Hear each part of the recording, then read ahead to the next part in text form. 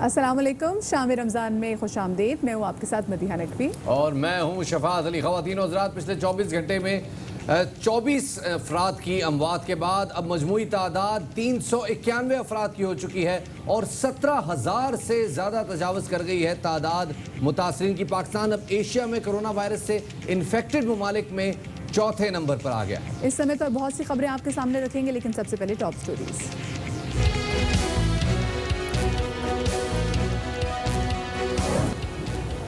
आपको लिए चलते हैं कराची, जहां chairman peoples party Bilawal Bhutto Zardari CM Sindh Murad Ali Shah sahab के साथ प्रेस कॉन्फ्रेंस से खिताब कर रहे हैं। मई 1 है, यौम मई है और पाकिस्तान पीपल्स पार्टी के लिए हमेशा यौम मई का एक बड़ा अहम दिन रहा है।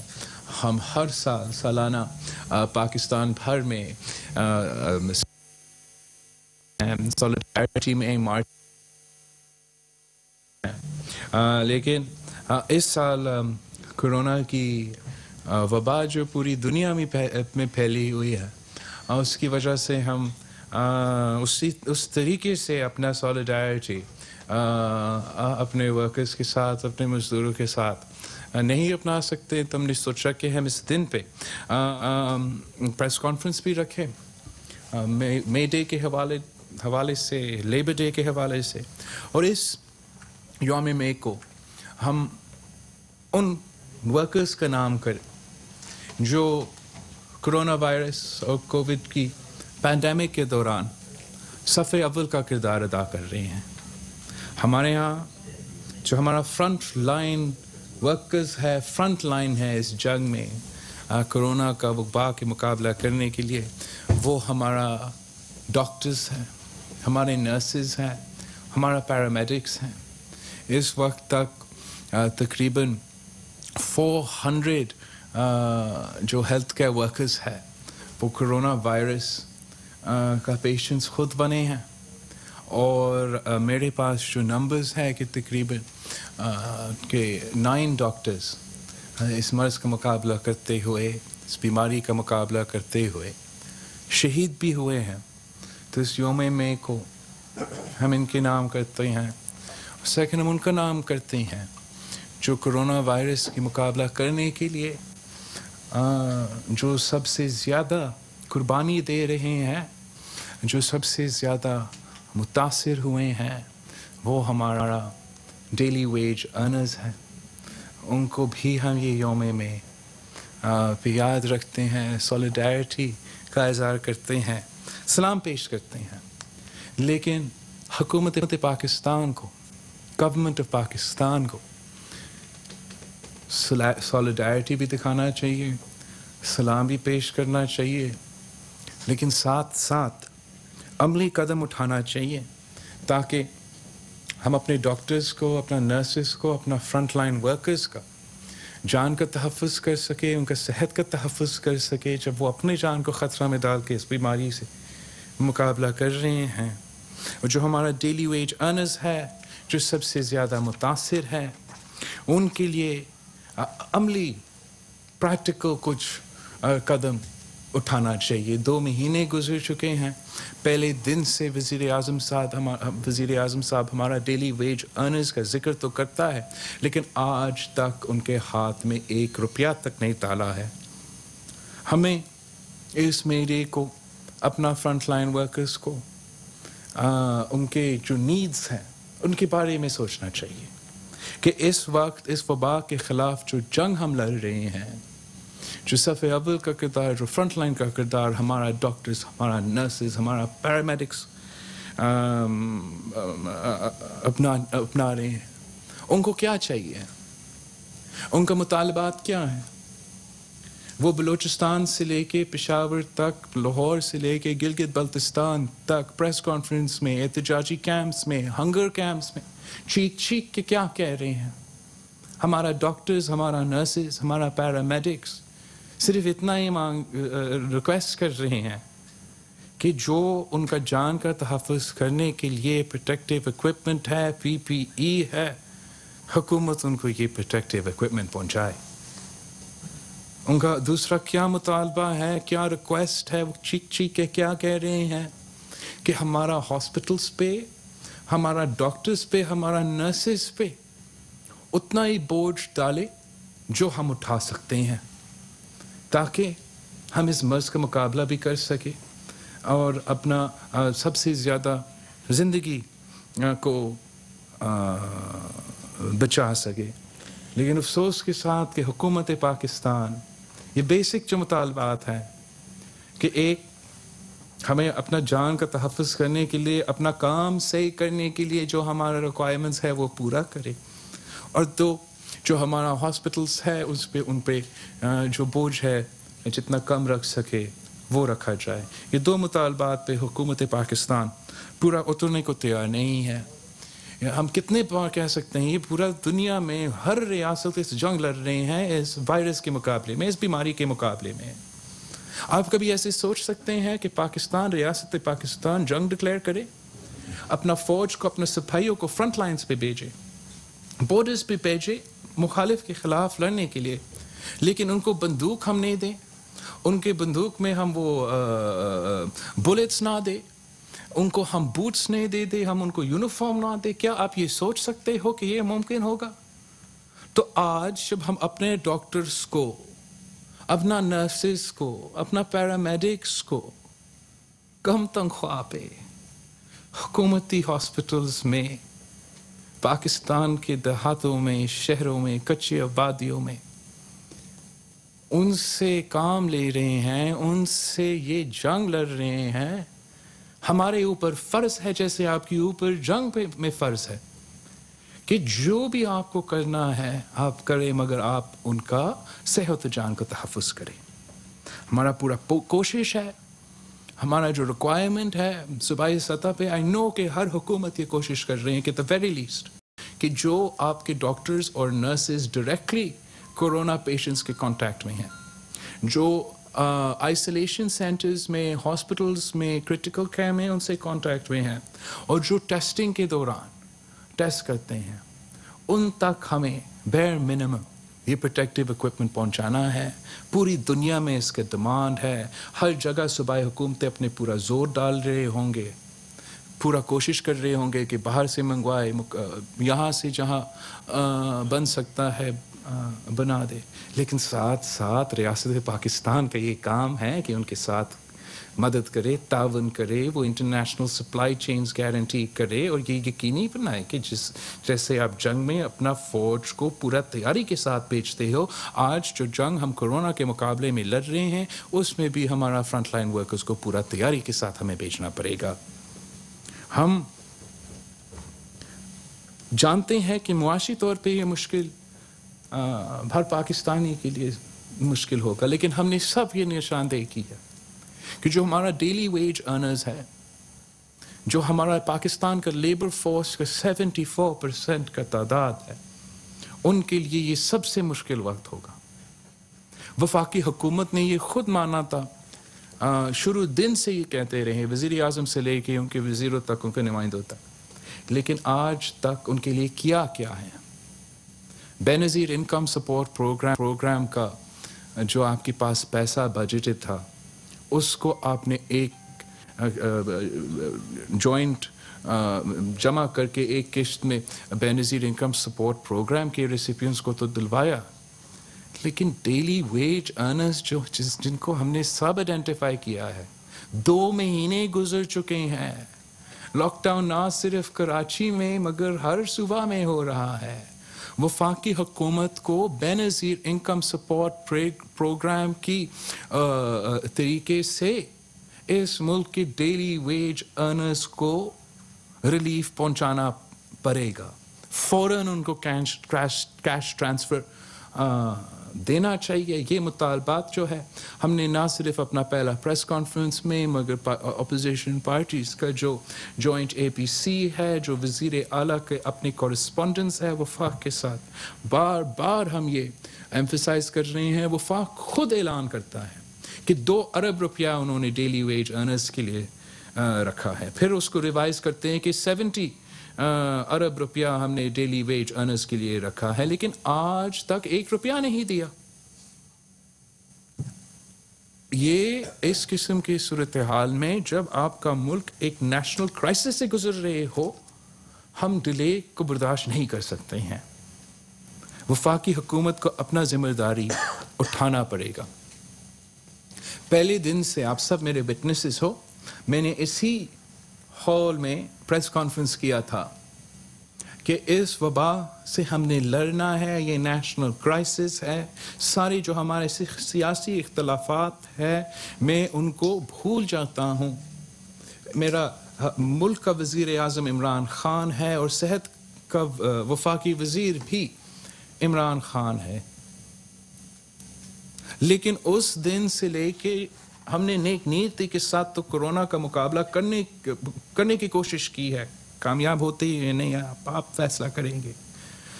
लेकिन पहले दिन से लेके वज़ीर आज़म पाकिस्तान और उनके जो नुमाइंदे हैं, वज़ीर से लेके स्पोक्स पर्सन्स तक, मेरे सूबे पे, मेरे हुकूमत पे मुसलसल हर दिन, हर घंटा बाद हमला करते हैं, बयानबाजियों के खिलाफ करते हैं।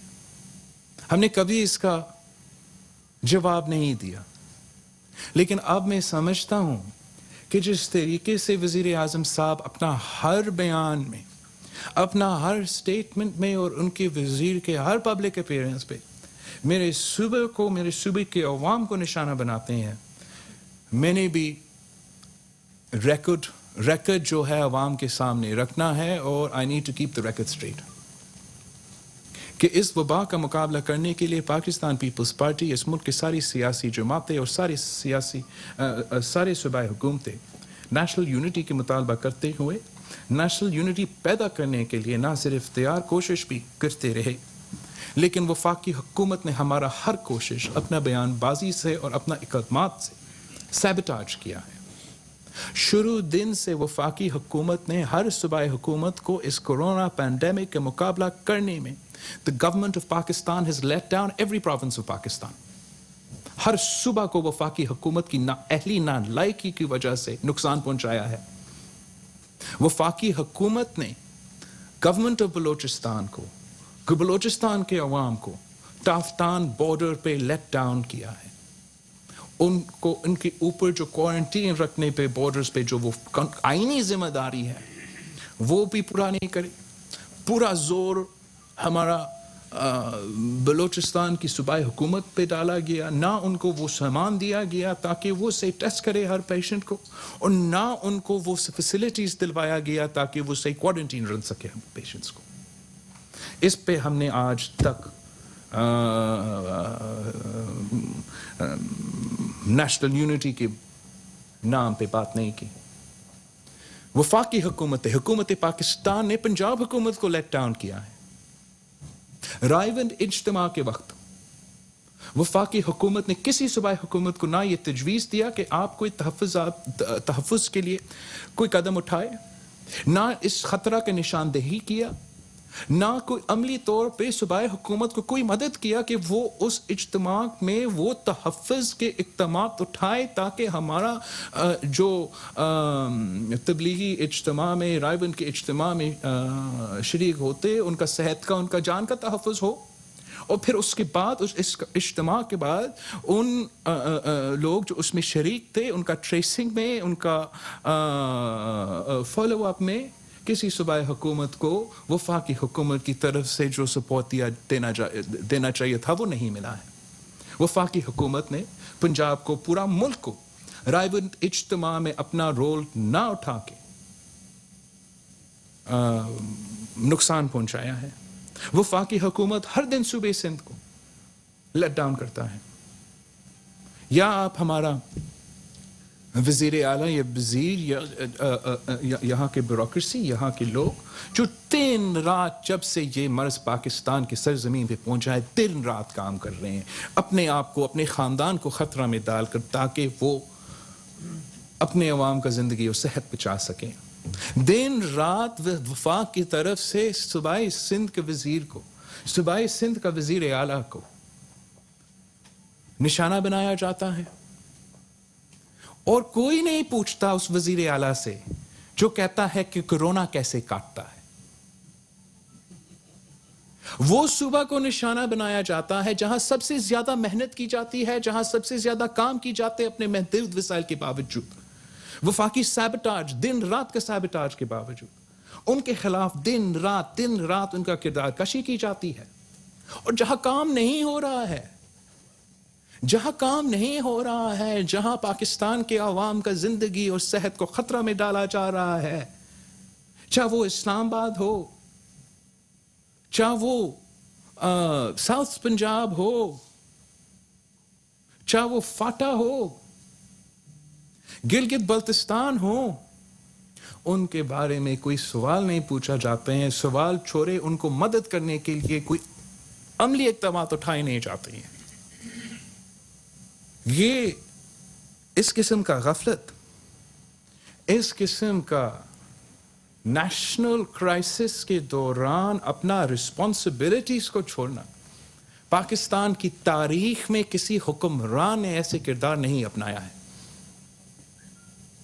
ये पाकिस्तान के लिए, पाकिस्तान की तारीख में हमारे लिए सबसे जो इस वक्त तक मुश्किल चैलेंज मिला है वो ये कोरोना वायरस का पैंडेमिक है, जिसमें हमारा वज़ीर आज़म नेशनल यूनिटी, नेशनल स्ट्रैटेजी अपनाने में नाकाम रहा है। ये वही वज़ीर आज़म है जो इस मुल्क का पहला वज़ीर आज़म है जिसने कश्मीर जैसा नेशनल इशू पे नेशनल यूनिटी कायम करने में नाकाम रहा है। अब इस वज़ीर आज़म को कौन समझाएगा? इसको अंदाजा ही नहीं है कि उसके बयानात से कि एक मुल्क का वज़ीर आज़म होते हुए, एक मुल्क का वज़ीर होते हुए जब आपका बयान आता है उसका असर क्या होता है। मुझे ये खौफ है कि वज़ीर आज़म को समझ भी नहीं आ रहा है कि उसका बयानिया की वजह से, उसकी बात की वजह से, उसकी अपनी किरदार की वजह से और उनके नुमाइंदे वज़ीर, वफाकी, सूबाई नुमाइंदे की किरदार की वजह से वो कराची का जो सूरत हाल है वो खुदा ना खास्ता न्यूयॉर्क की तरह ना हो। हमने सब मिलके इसका मुकाबला करना है। ये पूरा मुल्क के लिए एक खतरा है, लेकिन कराची इस मुल्क के सबसे हाईली डेंसली पॉपुलेटेड शहर है। सबसे बड़ा तादाद जो गरीब अवाम है वो इस शहर में होते हैं। अगर इस मर्ज के सबसे ज्यादा खतरा है तो इस मुल्क का गरीब अवाम को है। और इस वक्त मेरे जो जिनके लिए मेरे सबसे ज्यादा खौफ है वो मेरे लियारी से लेकर लांडी का अवाम के लिए है, जिनमें ये बीमारी फैल रही है, जिनको वफाक की तरफ से, हुकूमत पाकिस्तान की तरफ से ना वो एडवाइस दी जा रही है, ना वो मैसेजिंग की जा रही है, ना वो बयानिया पहुंच रहा है ताकि वो अपना जान का, अपने प्यारों का जान का तहफ़्फ़ुज़ कर सके, और ना ही उनके सूबे को, उनके सेहत के निज़ाम को वो सपोर्ट दिया जा रहा है वफाक की तरफ से ताकि वो अपना सेहत का कैपेसिटी में इजाफा करे, अपना टेस्टिंग की कैपेसिटी में इजाफा करे। आज तक हर सूबाई हुकूमत 90% काम अपने जोर पे कर रहे हैं।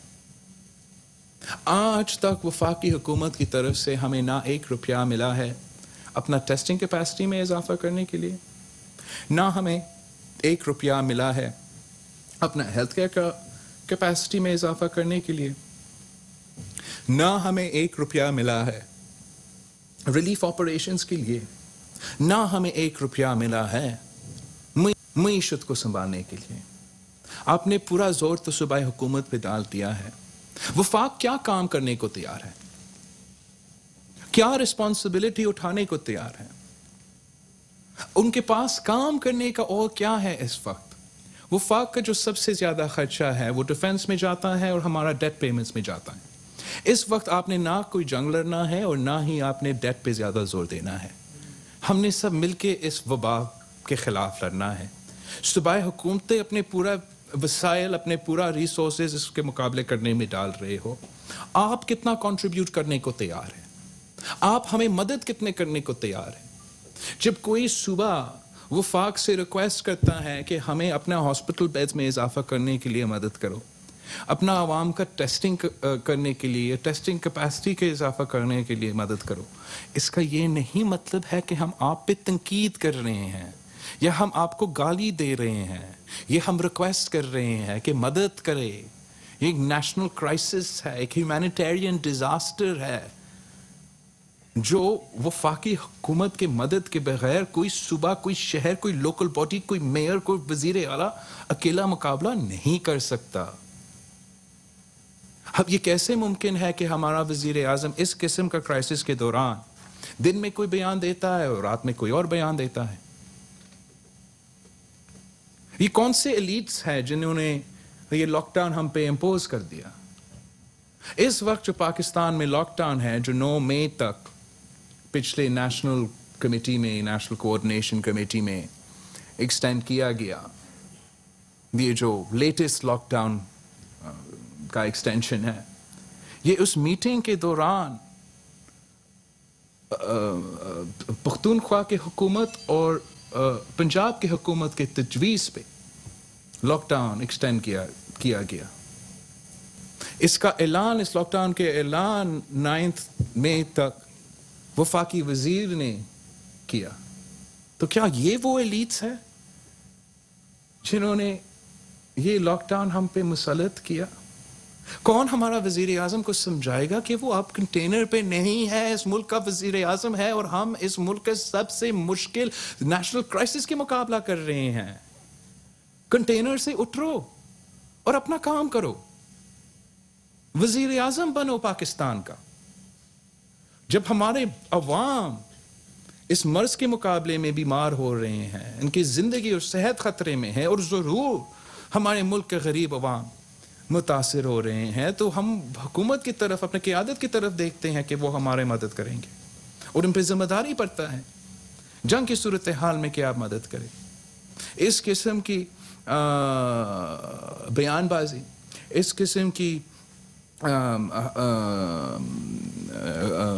किरदार से हमारा ना सिर्फ कोरोना वायरस का मुकाबला करते हुए हमारा पूरा जो स्ट्रैटेजी है, हमारा कोशिश है, वो अंडरमाइन किया जाता है।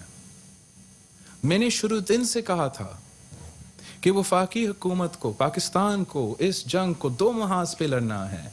एक महाज पे हमने कोरोना का मुकाबला करना है, दूसरा महाज में अपने मीशत को संभालना है। दोनों महाजों पे हमारा वफाकी हुकूमत इस वक्त तक नाकाम रहा है।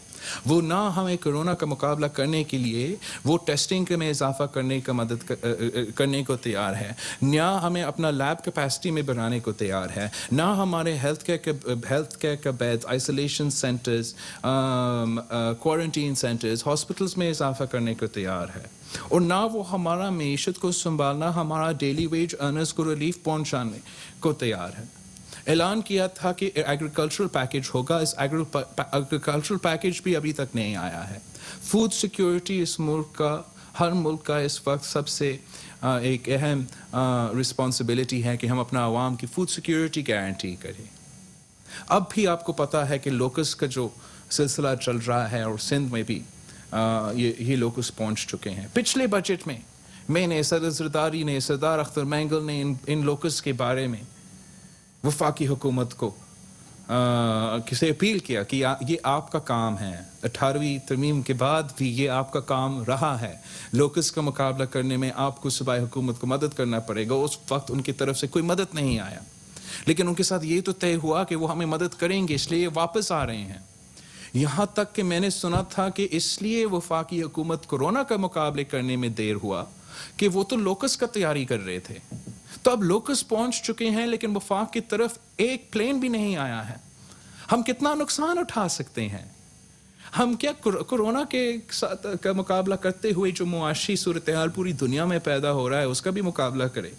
साथ साथ हमारे ऊपर ये जो लोकस का टिड्डी का मसला है वो हमारा मईशत को, हमारा फूड सिक्योरिटी को चैलेंज कर रहा है। और वफाकी हुकूमत ना मईशत को संभालने के लिए, ना इस मर्ज का मुकाबला करने के लिए, और ना ही अपना लोकस को मरवाने के लिए हमें मदद करने को तैयार है।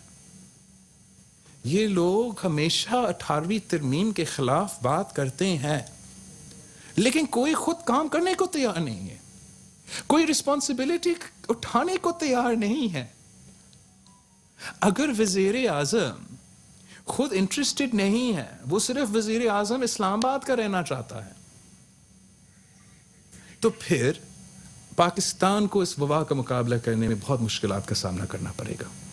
आज भी हमारा मुतालबा है कि वफाकी हुकूमत को सूबाई हुकूमत का साथ देना पड़ेगा।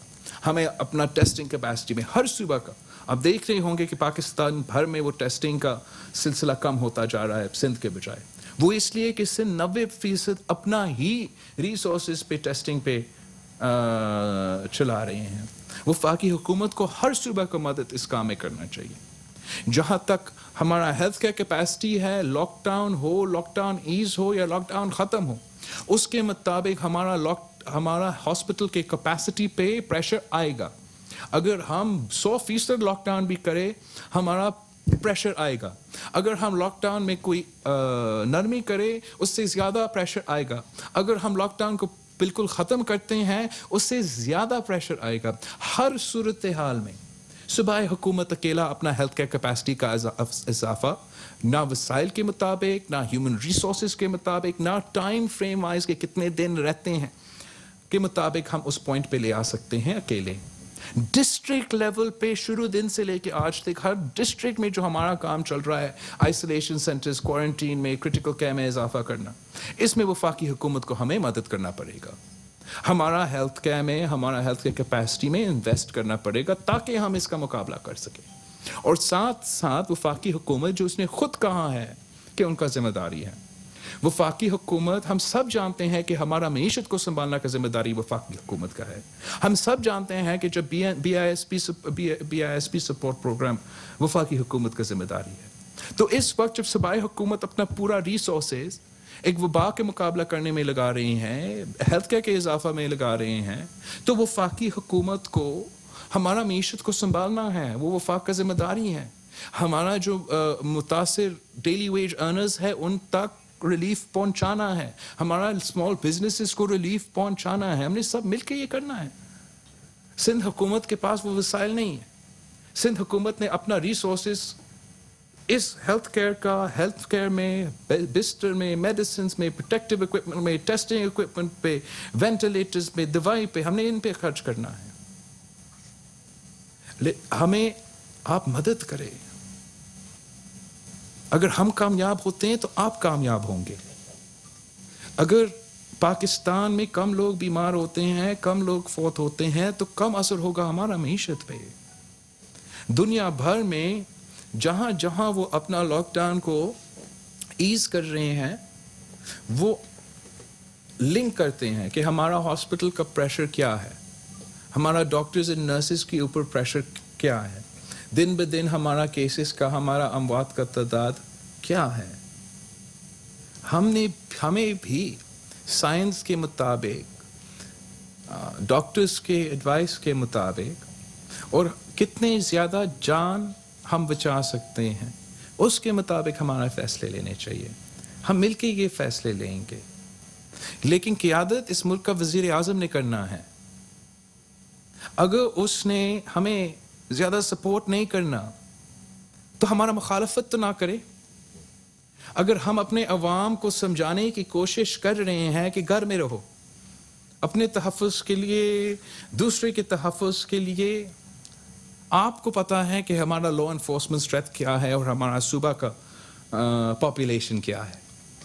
अगर आपने मदद नहीं करना है, अगर आपने 1 रुपया हेल्थ के लिए नहीं देना है, अगर आपने 1 रुपया डेली वेज अर्नर्स के लिए नहीं देना है, तो इतना तो करे कि आप हमारे साथ इस बात पे कि आप भी हम से मिलके कहें कि लोग घर में रहें। हमारा बयानिया का, हमारा नहीं, वर्ल्ड हेल्थ ऑर्गेनाइजेशन का बयानिया का, डॉक्टर्स का, नर्सेस का बयानिया को अंडरमाइन ना करें। आप ना जिम्मेदारी पूरा करना पड़ेगा। जब हम इस बीमारी का मुकाबला करते हैं और पूरी दुनिया इस बीमारी का मुकाबला करते हैं और हम इससे निकल जाते हैं, तो हर मुल्क का इम्तिहान लिया जाएगा, हर मुल्क के बारे में लिखा जाएगा कि उन्होंने क्या क्या किया, क्या हम वो वाहिद ममालिक होना चाहते हैं जिन्होंने ना अपने डॉक्टर्स को प्रोटेक्टिव इक्विपमेंट पहुंचाया, ना अपना गरीब को रिलीफ पहुंचाया, ना अपने हेल्थ केयर के कैपेसिटी पे, ना अपने अवाम का सेहत और ज़िंदगी का बचाने की कोशिश की? नहीं, पाकिस्तान ने हमेशा हर क्राइसिस का मुकाबला किया है। पाकिस्तान वो मुल्क है जो इंडिया और अफ़गानिस्तान और इन किस्म के इन ममालिक के दरमियान रहकर जी रहे हैं। हमने बहुत से जंग भी देखे हैं, हमने दहशत गर्दी जैसे के मुकाबला भी किया है, और अब हम इस बीमारी का मुकाबला कर सकते हैं। हम पाकिस्तान के अवाम का सेहत का बचा सकते हैं, ज़िंदगी बचा सकते हैं, मुआशी तौर पे उनको संभाल भी सकते हैं अगर हम चाहे तो। मैं समझता हूं कि वफाकी हुकूमत के पास अब फिस्कल स्पेस है। कोरोना के नाम पे उनको ये फिस्कल स्पेस मिला है। IMF की तरफ से फिस्कल स्पेस है, एशियन डेवलपमेंट बैंक की तरफ से, वर्ल्ड बैंक की तरफ से, G20 ने जो रिलीफ ऐलान किया है, सबसे ज्यादा जो ऑयल प्राइसेस की वजह से आपके पास अब फिस्कल स्पेस है। आप इस पैसा कहाँ खर्च करना चाहते हो? खर्च करें तो हमारा डॉक्टर्स पे खर्च करें, खर्च करना है तो हमारा नर्सेज और पैरामेडिक्स पे खर्च करना है। उसके ऊपर अगर आपने खर्च करना है तो हमारा डेली वेज अर्नर्स के हाथ में अब पैसा दो। ये पाकिस्तान पीपल्स पार्टी के मुतालबात है। हम मुसलसल इस वबा के मुकाबला करने के लिए, अपना अवाम का सेहत और ज़िंदगी को बचाने के लिए अपने भरपूर कोशिश कर रहे हैं। साथ साथ जितना भी रिलीफ हम पहुंचा सकते हैं, जो रिलीफ ऑर्डिनेंस सिंध हुकूमत पास करने की कोशिश कर रहे हैं, ये तारीखी रिलीफ ऑर्डिनेंस है। इसमें हम ना सिर्फ अपने अवाम का रोज़गार को तहफ़्फ़ुज़ दिलवाना चाहते हैं, उनको तनख्वाह पहुंचाना चाहते हैं, ये भी यकीनी, इसको भी हम तहफ़्फ़ुज़ दिलाना चाहते हैं कि अगर आप रेंट देते हो और आपका रेंट एक पोर्शन से कम है तो आपको इस वक्त उस रेंट को ना देना पड़े और आपको अपना घर से, अपना फ्लैट से, अपना मकाम से वो मालिक नहीं निकाल सके। हम चाहते हैं कि स्कूल्स में रिलीफ हो, हम चाहते हैं कि यूटिलिटीज़ में रिलीफ हो। हम ये कदम उठाना चाहते हैं अपने अवाम को, गरीब को रिलीफ पहुंचाने के लिए, और वफाकी हुकूमत हमारे साथ नहीं दे रही है। इससे हम ना उनसे कुछ ले रहे हैं, ना उनसे कुछ, हम अपना इस सूबा में कानून साजी करने की कोशिश कर रहे हैं। मैं समझता हूँ कि एक बेयर मिनिमम वर्किंग रिलेशनशिप होते हैं सूबाई हुकूमत और वफाकी हुकूमत के दरमियान, और वो हम एक्सपेक्ट करते हैं कि इस वक्त हो। वज़ीर आज़म साहब से हम एक्सपेक्ट करते हैं कि वो वज़ीर आज़म बनो, वज़ीर आज़म होके काम करो। अगर नहीं काम करना है तो फिर खुद इस्तीफ़ा दे के घर जाए और किसी और को ये काम सौंपे। लेकिन इस वक्त पाकिस्तान इस वबा का मुकाबला के अलावा किसी और चीज़ की तरफ तवज्जो नहीं दे सकती है। और अगर हम मिलजुल के काम कर सकते हैं तो हम इसको डिफीट भी कर सकते हैं।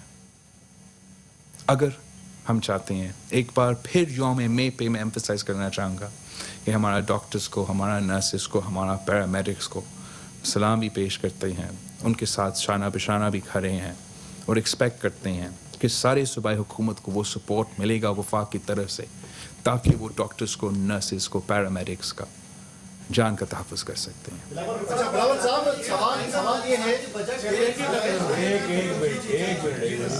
नासिर शाह साहब, आप सवाल ये है कि PTI के लीडरान की तरफ से अब वाज़ेह तौर पे कहा जा चुका है, रिकॉर्ड पर ये बातें हैं, एक बंदे ने नहीं सबने कहा है, बल्कि गवर्नर सिंध ने भी कहा है कि ये फैशन के तौर पे सिंध में लॉकडाउन किया गया और ये वफाक के खिलाफ साजिश की गई सिंध हुकूमत की तरफ से ताकि मुल्क की मईशत तबाह हो। तो क्या वाकई आप लोगों की तरफ से ये साजिश की गई है? जी हाँ, पाकिस्तान पीपल्स पार्टी का ये साजिश है। हम वुहान चाइना से शुरू हुआ, पहले हमने वुहान को बंद किया, फिर वुहान के बाद हमने इटली को बंद किया, फिर पाकिस्तान पीपल्स पार्टी ने ईरान को बंद किया। ईरान को बंद करने के बाद हमने ये फ़ैसला किया कि हम कराची को भी और सिंध को भी बंद करें, और साथ साथ पाकिस्तान पीपल्स पार्टी ने फ़ैसला किया कि पंजाब में, बलूचिस्तान में, गिलगित बल्तिस्तान में, आज़ाद कश्मीर में और खैबर पख्तूनख्वा में जहाँ PTI का हुकूमत है कि वहाँ वो इक़दाम उठाया जाए ताकि अपने अवाम का ज़िंदगी और सेहत को तहफ़्फ़ुज़ हो। साजिश अगर है ना PTI के ख़िलाफ़, वो PTI की तरफ से साजिश है, कोई और साजिश उनके ख़िलाफ़ नहीं कर रहे हैं। इस वक्त कोई उनकी तरफ ध्यान भी नहीं दे रहे हैं। हम सब इस वक्त अपने अवाम का, सेहत का, ज़िंदगी को बचाने में लगे हुए हैं। अपने डॉक्टर्स और नर्सेस जो इस मुल्क में इस वक्त हीरोज़ हैं, मैं क्या और कह सकता हूँ, जो अपने और अपने ख़ानदान का ज़िंदगी ख़तरा में डाल के दिन रात 24 घंटे काम कर रहे हैं, वो हमारे हीरोज़ हैं। उनकी तरफ हम ध्यान दे रहे हैं। कोई PTI के ख़िलाफ़ साजिश नहीं कर रहे हैं और पाकिस्तान पीपल्स पार्टी ने कोरोना वायरस नहीं बनाया। अब जब भी खिताब करने आते हैं सबसे पहले ये कहते हैं कि जितने लोग मरने चाहिए थे मरे नहीं। क्या वज़ीर आज़म को इंतजार है कि इतने लोग मर जाए जितने दुनिया में मरे?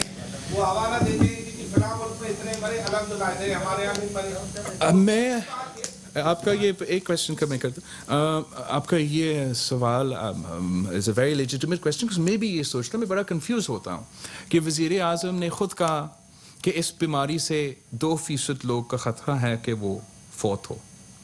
हमारा शराय अमवात इस वक्त 2% के करीब है और वो भी 2% उन केसेस में से जो उन्होंने हमने आइडेंटिफाई किया। शुक्र अल्हम्दुलिल्लाह कि अब तक हम इटली या न्यूयॉर्क या ऐसे कोई या ईरान नहीं बने। ख़तरा है कि मई के एंड में जो बोझ, जो प्रेशर हमारे हॉस्पिटल्स में मुल्क भर में होंगे वो बहुत ज़्यादा होगा। हमें बिल्कुल शुक्रिया सब कि इससे ज़्यादा बुरा हो सकता था।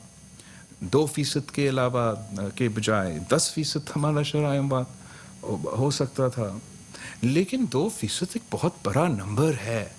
और आपका सवाल बड़ा इट्स अ वेरी करेक्ट है कि वज़ीर आज़म से पूछा जाए कि वज़ीर आज़म के मुताबिक कितना शराय अमवात काफ़ी है कि फिर हम वो कदम उठाए अपना सेहत और अपने अवाम का सेहत और अपने अवाम का ज़िंदगी को बचा सके। अगर सिर्फ 2% रहता है और सारे पाकिस्तान को लगता है तो फिर तकरीबन 4 लाख लोग खुदा न खास्ता फौत हो सकते हैं। क्या वो हमारा वज़ीर आज़म के लिए काफ़ी है? ये वो चाहता है कि इसमें इजाफा हो। हमारा सोच है कि जितना जल्दी आप कदम उठाए, जितना कम लोग बीमार हो, जितना कम लोग जितना हम इसकी बीमारी के फैलाव को कम कर सके और साथ साथ हमारा हेल्थ का निज़ाम में इजाफा कर सके, उतना हम इसका कंट्रोल कर सके। और जैसे न्यूजीलैंड ने, जैसे दूसरे ममालिक ने अपने वबा पे काबू करने के बाद रिलीफ दिलवाया, हम वैसे भी कर सकते हैं। मेरा सवाल ये था कि मौजूदा जो मुंतखब हुकूमत थी, ये इलेक्टेड हुकूमत आई थी, फिर ये सिलेक्टेड हुई, अब इसे रिजेक्टेड हुकूमत कहा जा रहा है। मौजूदा हुकूमत में 6 सरबराह फौजी को अहम वज़ारतें दी गई हैं, आइंदा भी दिए जाने के इम्कान है। आप इस सिलसिले में क्या बताएं? मैं इस सिलसिले में काफ़ी ज़्यादा भूल चुका हूँ और इस वक्त भी मेरा ख्यालात वही हैं जो पहले थे, लेकिन मैं समझता हूँ कि हुकूमत इस आदमी का है। जैसे मैंने अपना पहला प्रेस कॉन्फ्रेंस में कहा, वज़ीर आज़म भी है, वज़ीर सेहत भी है, तो इनका लेजिटिमेसी पे और इन चीज़ों पे तनकीद कर सकता हूँ, लेकिन चाहता हूँ कि हम इंस्टेड ऑफ इन चीज़ों पे इस वक्त मेरा जमहूरियत पे, 18th अमेंडमेंट पे, इन सारी चीज़ों पे बड़ा स्ट्रॉन्ग मौक़िफ़ है और हमेशा रहेंगे। लेकिन इस वक्त हम अगर बात करें तो कोरोना का बात करें, अगर फ़िक्र करें तो हमारा कोरोना का मरीज़ का, हमारा पेशेंट्स के, हमारे बुज़ुर्गों के और हमारा डॉक्टर्स और नर्सेस और फ्रंट लाइन वर्कर्स के। और आपका एयर टाइम भी इसी चीज़ में लेना चाहूँगा कि वज़ीर आज़म से जो भी हो, जैसे भी हो, सेलेक्टेड हो, इलेक्टेड हो, व्हाटएवर, वो अब अपना काम करे। एक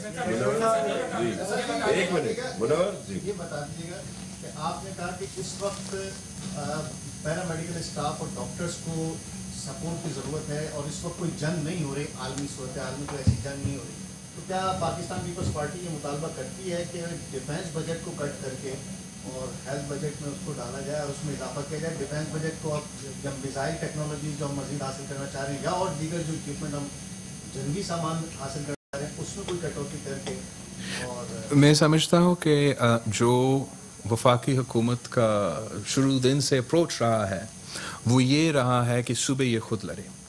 तो सूबाई हुकूमत का 1 साल का हेल्थ बजट एक ग्लोबल वबा का मुकाबला करने के लिए काफ़ी नहीं होगा।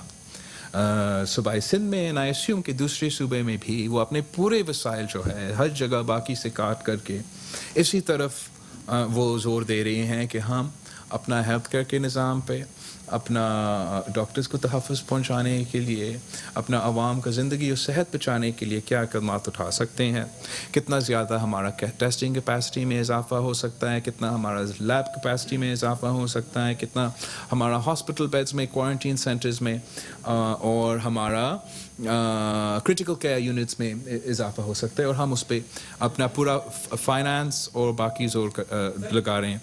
साथ साथ हमारा जो फ़ौज है वो हमारे साथ भी दे रहे हैं, चाहे वो लॉकडाउन में अमल करते हुए या हमारा ये एक्सपो सेंटर खड़ा करने के लिए। और मैं समझता हूँ कि हम ज़्यादा मदद ले सकते हैं। हम ज़्यादा मदद इस तरीके से ले सकते हैं कि हमारे मेडिकल कोर है, पाकिस्तान का मेडिकल कोर में काफ़ी बड़ी तादाद का मेडिकल कोर है, और मैं समझता हूँ कि अगर ज़रूरत पड़े और जब ज़रूरत पड़े वो काफ़ी मदद कर सकता है। वफाकी हुकूमत को हम साथ साथ मुतालबा शुरू दिन से ये कर रहे हैं कि जहाँ हम खर्च कर रहे हैं सेहत पे और टेस्टिंग पे, वहाँ आप हमें भी मदद करें। कुछ जितने में पहला दिन में जितना हम कर सकते हैं उतना आपकी मदद के फिर डबल हो जाएगा, और कैपेसिटी में और बीमारी में इतना इजाफा हो रहा है ना। जहाँ से कट होगा मैं उसको तो फैसला हुकूमत पे छोड़ता हूँ, लेकिन ज़रूर उनको ये उन पे ये ज़ोर देना चाहूँगा कि इस वक्त जो है हमने जो डेट पेमेंट्स हमारे हैं उस पे जितना पहले और हमेशा हमें फ़िक्रमंद रहना चाहिए, इस वक्त वो उतना प्रायोरिटी नहीं है जितना हमने इस कोरोना का मुकाबला करने के लिए, हमारा डॉक्टर्स और नर्सेस को तहफ़्फ़ुज़ करने के लिए, हमारा डिफेंस का, हमारा मिलिट्री का कॉम्बैट बजट होता है, नॉन कॉम्बैट बजट होता है, फिर हमारा जो लायबिलिटीज़ है वो होते हैं। तो I think the federal government, given कि ये आपके खर्चे हैं और आपने सिर्फ इसी पे ज़्यादातर खर्च करना है, और उसके ऊपर आपको IMF की तरफ से, ADB की तरफ से, वर्ल्ड बैंक की तरफ से, G20 की तरफ से और कोरोना के नाम पे रिलीफ मिल रहा है, फिस्कल स्पेस मिल रहा है, और ऑयल की कीमत, पेट्रोल की कीमत की वजह से फिस्कल स्पेस मिला। आपके पास बहुत से ऑप्शंस हैं ना। क्या आप ऑयल से लेना चाहते हो, क्या आप अपना टैक्स से लेना चाहते हो, या जहां से आपने कहा वहां से लेना चाहते हो? ये फैसला ले, ये हम इन हुकूमत के साथ रहेंगे, सब मिल के साथ बात करने को तैयार है। हर पाकिस्तानी इस वक्त, जैसे जंग में, जैसे मैंने शुरू में कहा, कोई नहीं पूछता है, जैसे हम जंग में नहीं पूछते हैं ना कि कितना और कितना पैसा जाएगा। बस हम चाहते हैं कि हमारा जवान जो है, हमारा सिपाही जो है, हमारा सोल्जर जो है, उनका जो भी ज़रूरत हो हम इस वक्त पूरा करें। इस वक्त जो पाकिस्तान में जंग है वो कोरोना का मुकाबले में है। उस जंग के लिए हमारा फ्रंट लाइन, हमारा डॉक्टर्स, हमारा नर्सेस, हमारा पैरामेडिक्स है। उनका जो भी ज़रूरत है पाकिस्तान को पूरा करना पड़ेगा, और जहां से हमने जो भी काटना है वो तो सो काटे, इस वक्त हमने उनको देना है।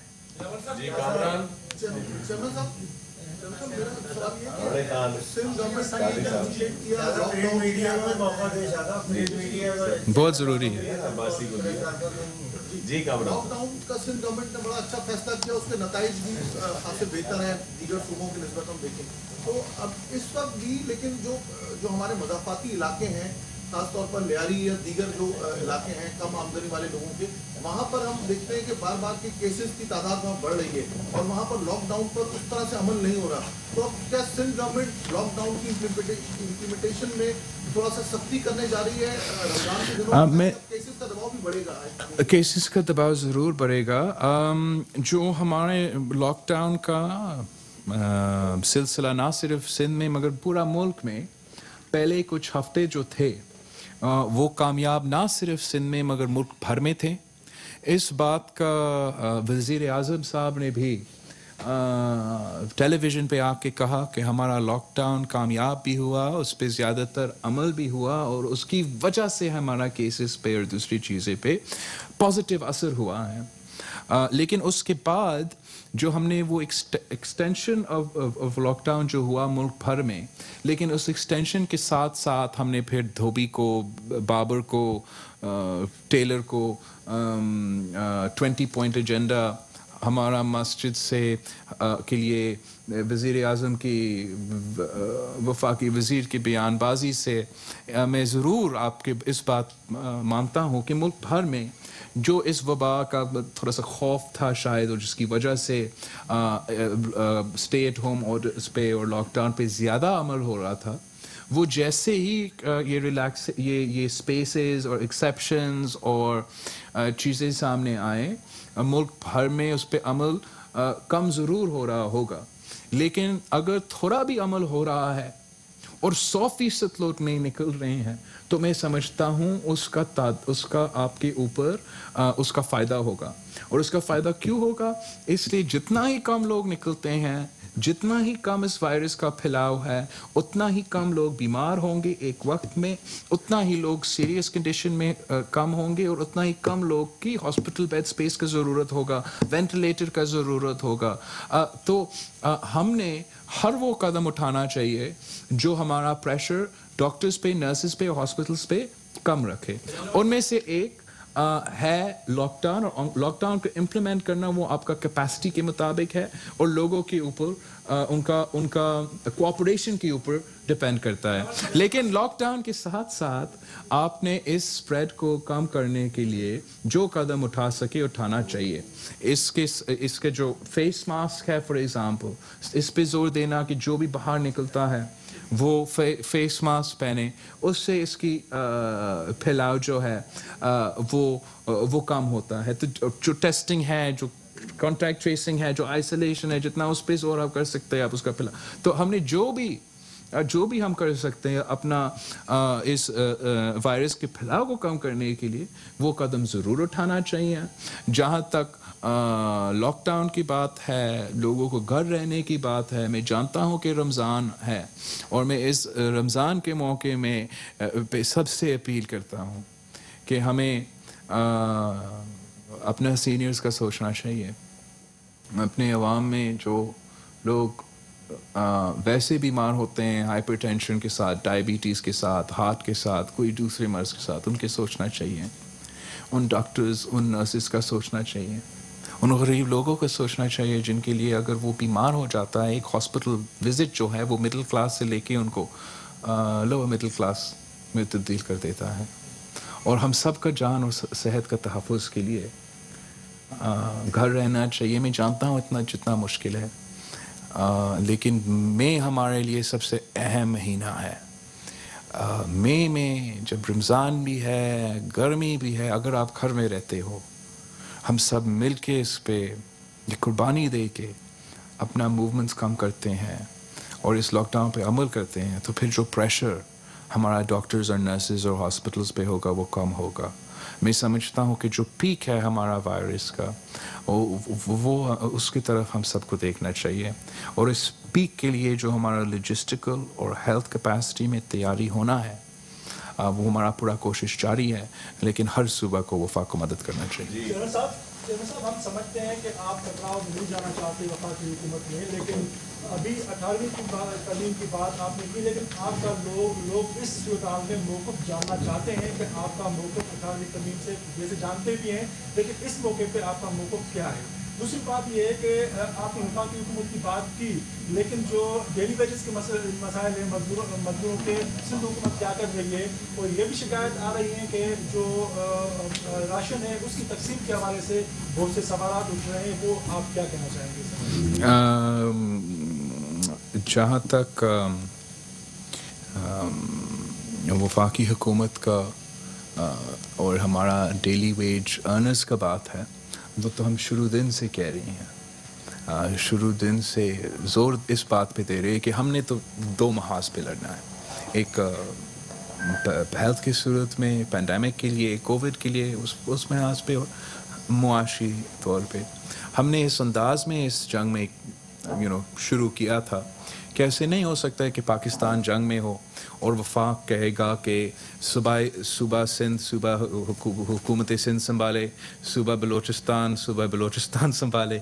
हमने समझा था जहाँ हम पैर डालेंगे वफाक शाना बशाना हमारे साथ खड़े होंगे, जहाँ हम 1 रुपया खर्च करेंगे वो 2 रुपया खर्च करेंगे। ऐसी सूरत हाल पैदा नहीं। हमने अपना महदूद वसाइल को प्रायोरिटाइज रखना है। अपना जितना भी रिसोर्सेज है इस वक्त हमने प्रायोरिटाइज ऐसे रखना है कि जाके हमारा खर्चा क्या हो सकता है हम उनका अंदाज़ा भी मुश्किल से कर सकते हैं। इसलिए जिस तरीके से एक्सपोनेंशियल ग्रोथ हो रहा है इस बीमारी का और जो प्रेशर इससे हमारा इदारे पे होंगे, हमने उसका ही उतना ही मुताबिक अपना हेल्थ केयर के ऊपर ज़्यादा खर्च करना पड़ेगा। जितना मैंने चाहा कि हम गरीब को भी, अवाम को भी, मजदूर को भी सपोर्ट कर सके, उतना फिस्कल स्पेस अगर हमने अकेला अपने ही जोर पे, अपने ही कम मसाइल पे, अपना 1 साल बजट पे इस ग्लोबल वबा से लड़ना है तो मैंने उसको प्रायोरिटी पे रखना है। वहाँ सबसे जो ज़्यादा पैसा है, ज़्यादा टाइम है, ज़्यादा रिसोर्सेज है, उसको वहाँ जाना है। हमने रिलीफ के लिए भी कोशिश किया, वो कोशिश जारी है। मैं समझता हूँ कि बाकी सूबाई हुकूमतों के मुकाबले में मैं नहीं समझता हूँ कि 100% सही भी गया या जितना लोगों को मैं देना चाहता हूँ उन तक वो उतना पहुँचा सके, लेकिन मैं समझता हूँ कि बाकी सूबाई हुकूमतों के मुकाबले में सबसे ज़्यादा राशन सिंध हुकूमत की तरफ से पहुँचाया गया। जो पैसा हमने राशन में ख़र्च किया, हमने चाहा कि हम कैश ट्रांसफ़र के थ्रू दे दे। हम तैयार थे इस काम के लिए भी, लेकिन वफाकी हुकूमत ने 2 चीज़ें, नादरा और PTMA का जो डाटा है वो हमें नहीं दिया। आखिरकार हमने हार मान के राशंस की तरफ ज़्यादा ज़ोर दिया, जिसको आपको पता है ना सिर्फ हुकूमत की तरफ से दी जा रही है, फलाई इदारों की तरफ से दी जा रही है और सियासी जमातों की तरफ से।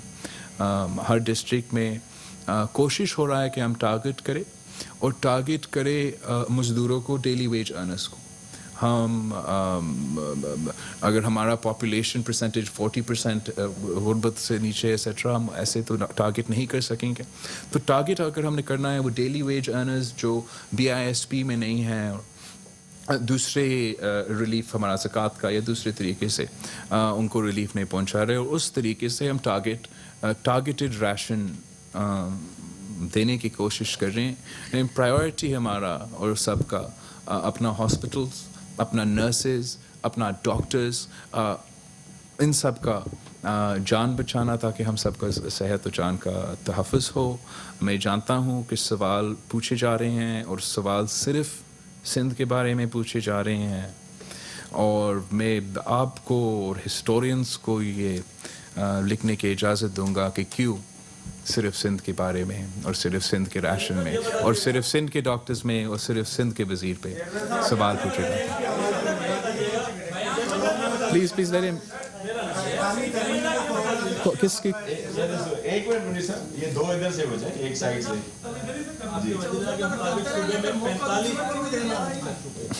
वज़ीर-ए-आला के मुताबिक सूबे में 45 मरीजों की हालत तशवीशनाक है, 17 वेंटिलेटर पे हैं।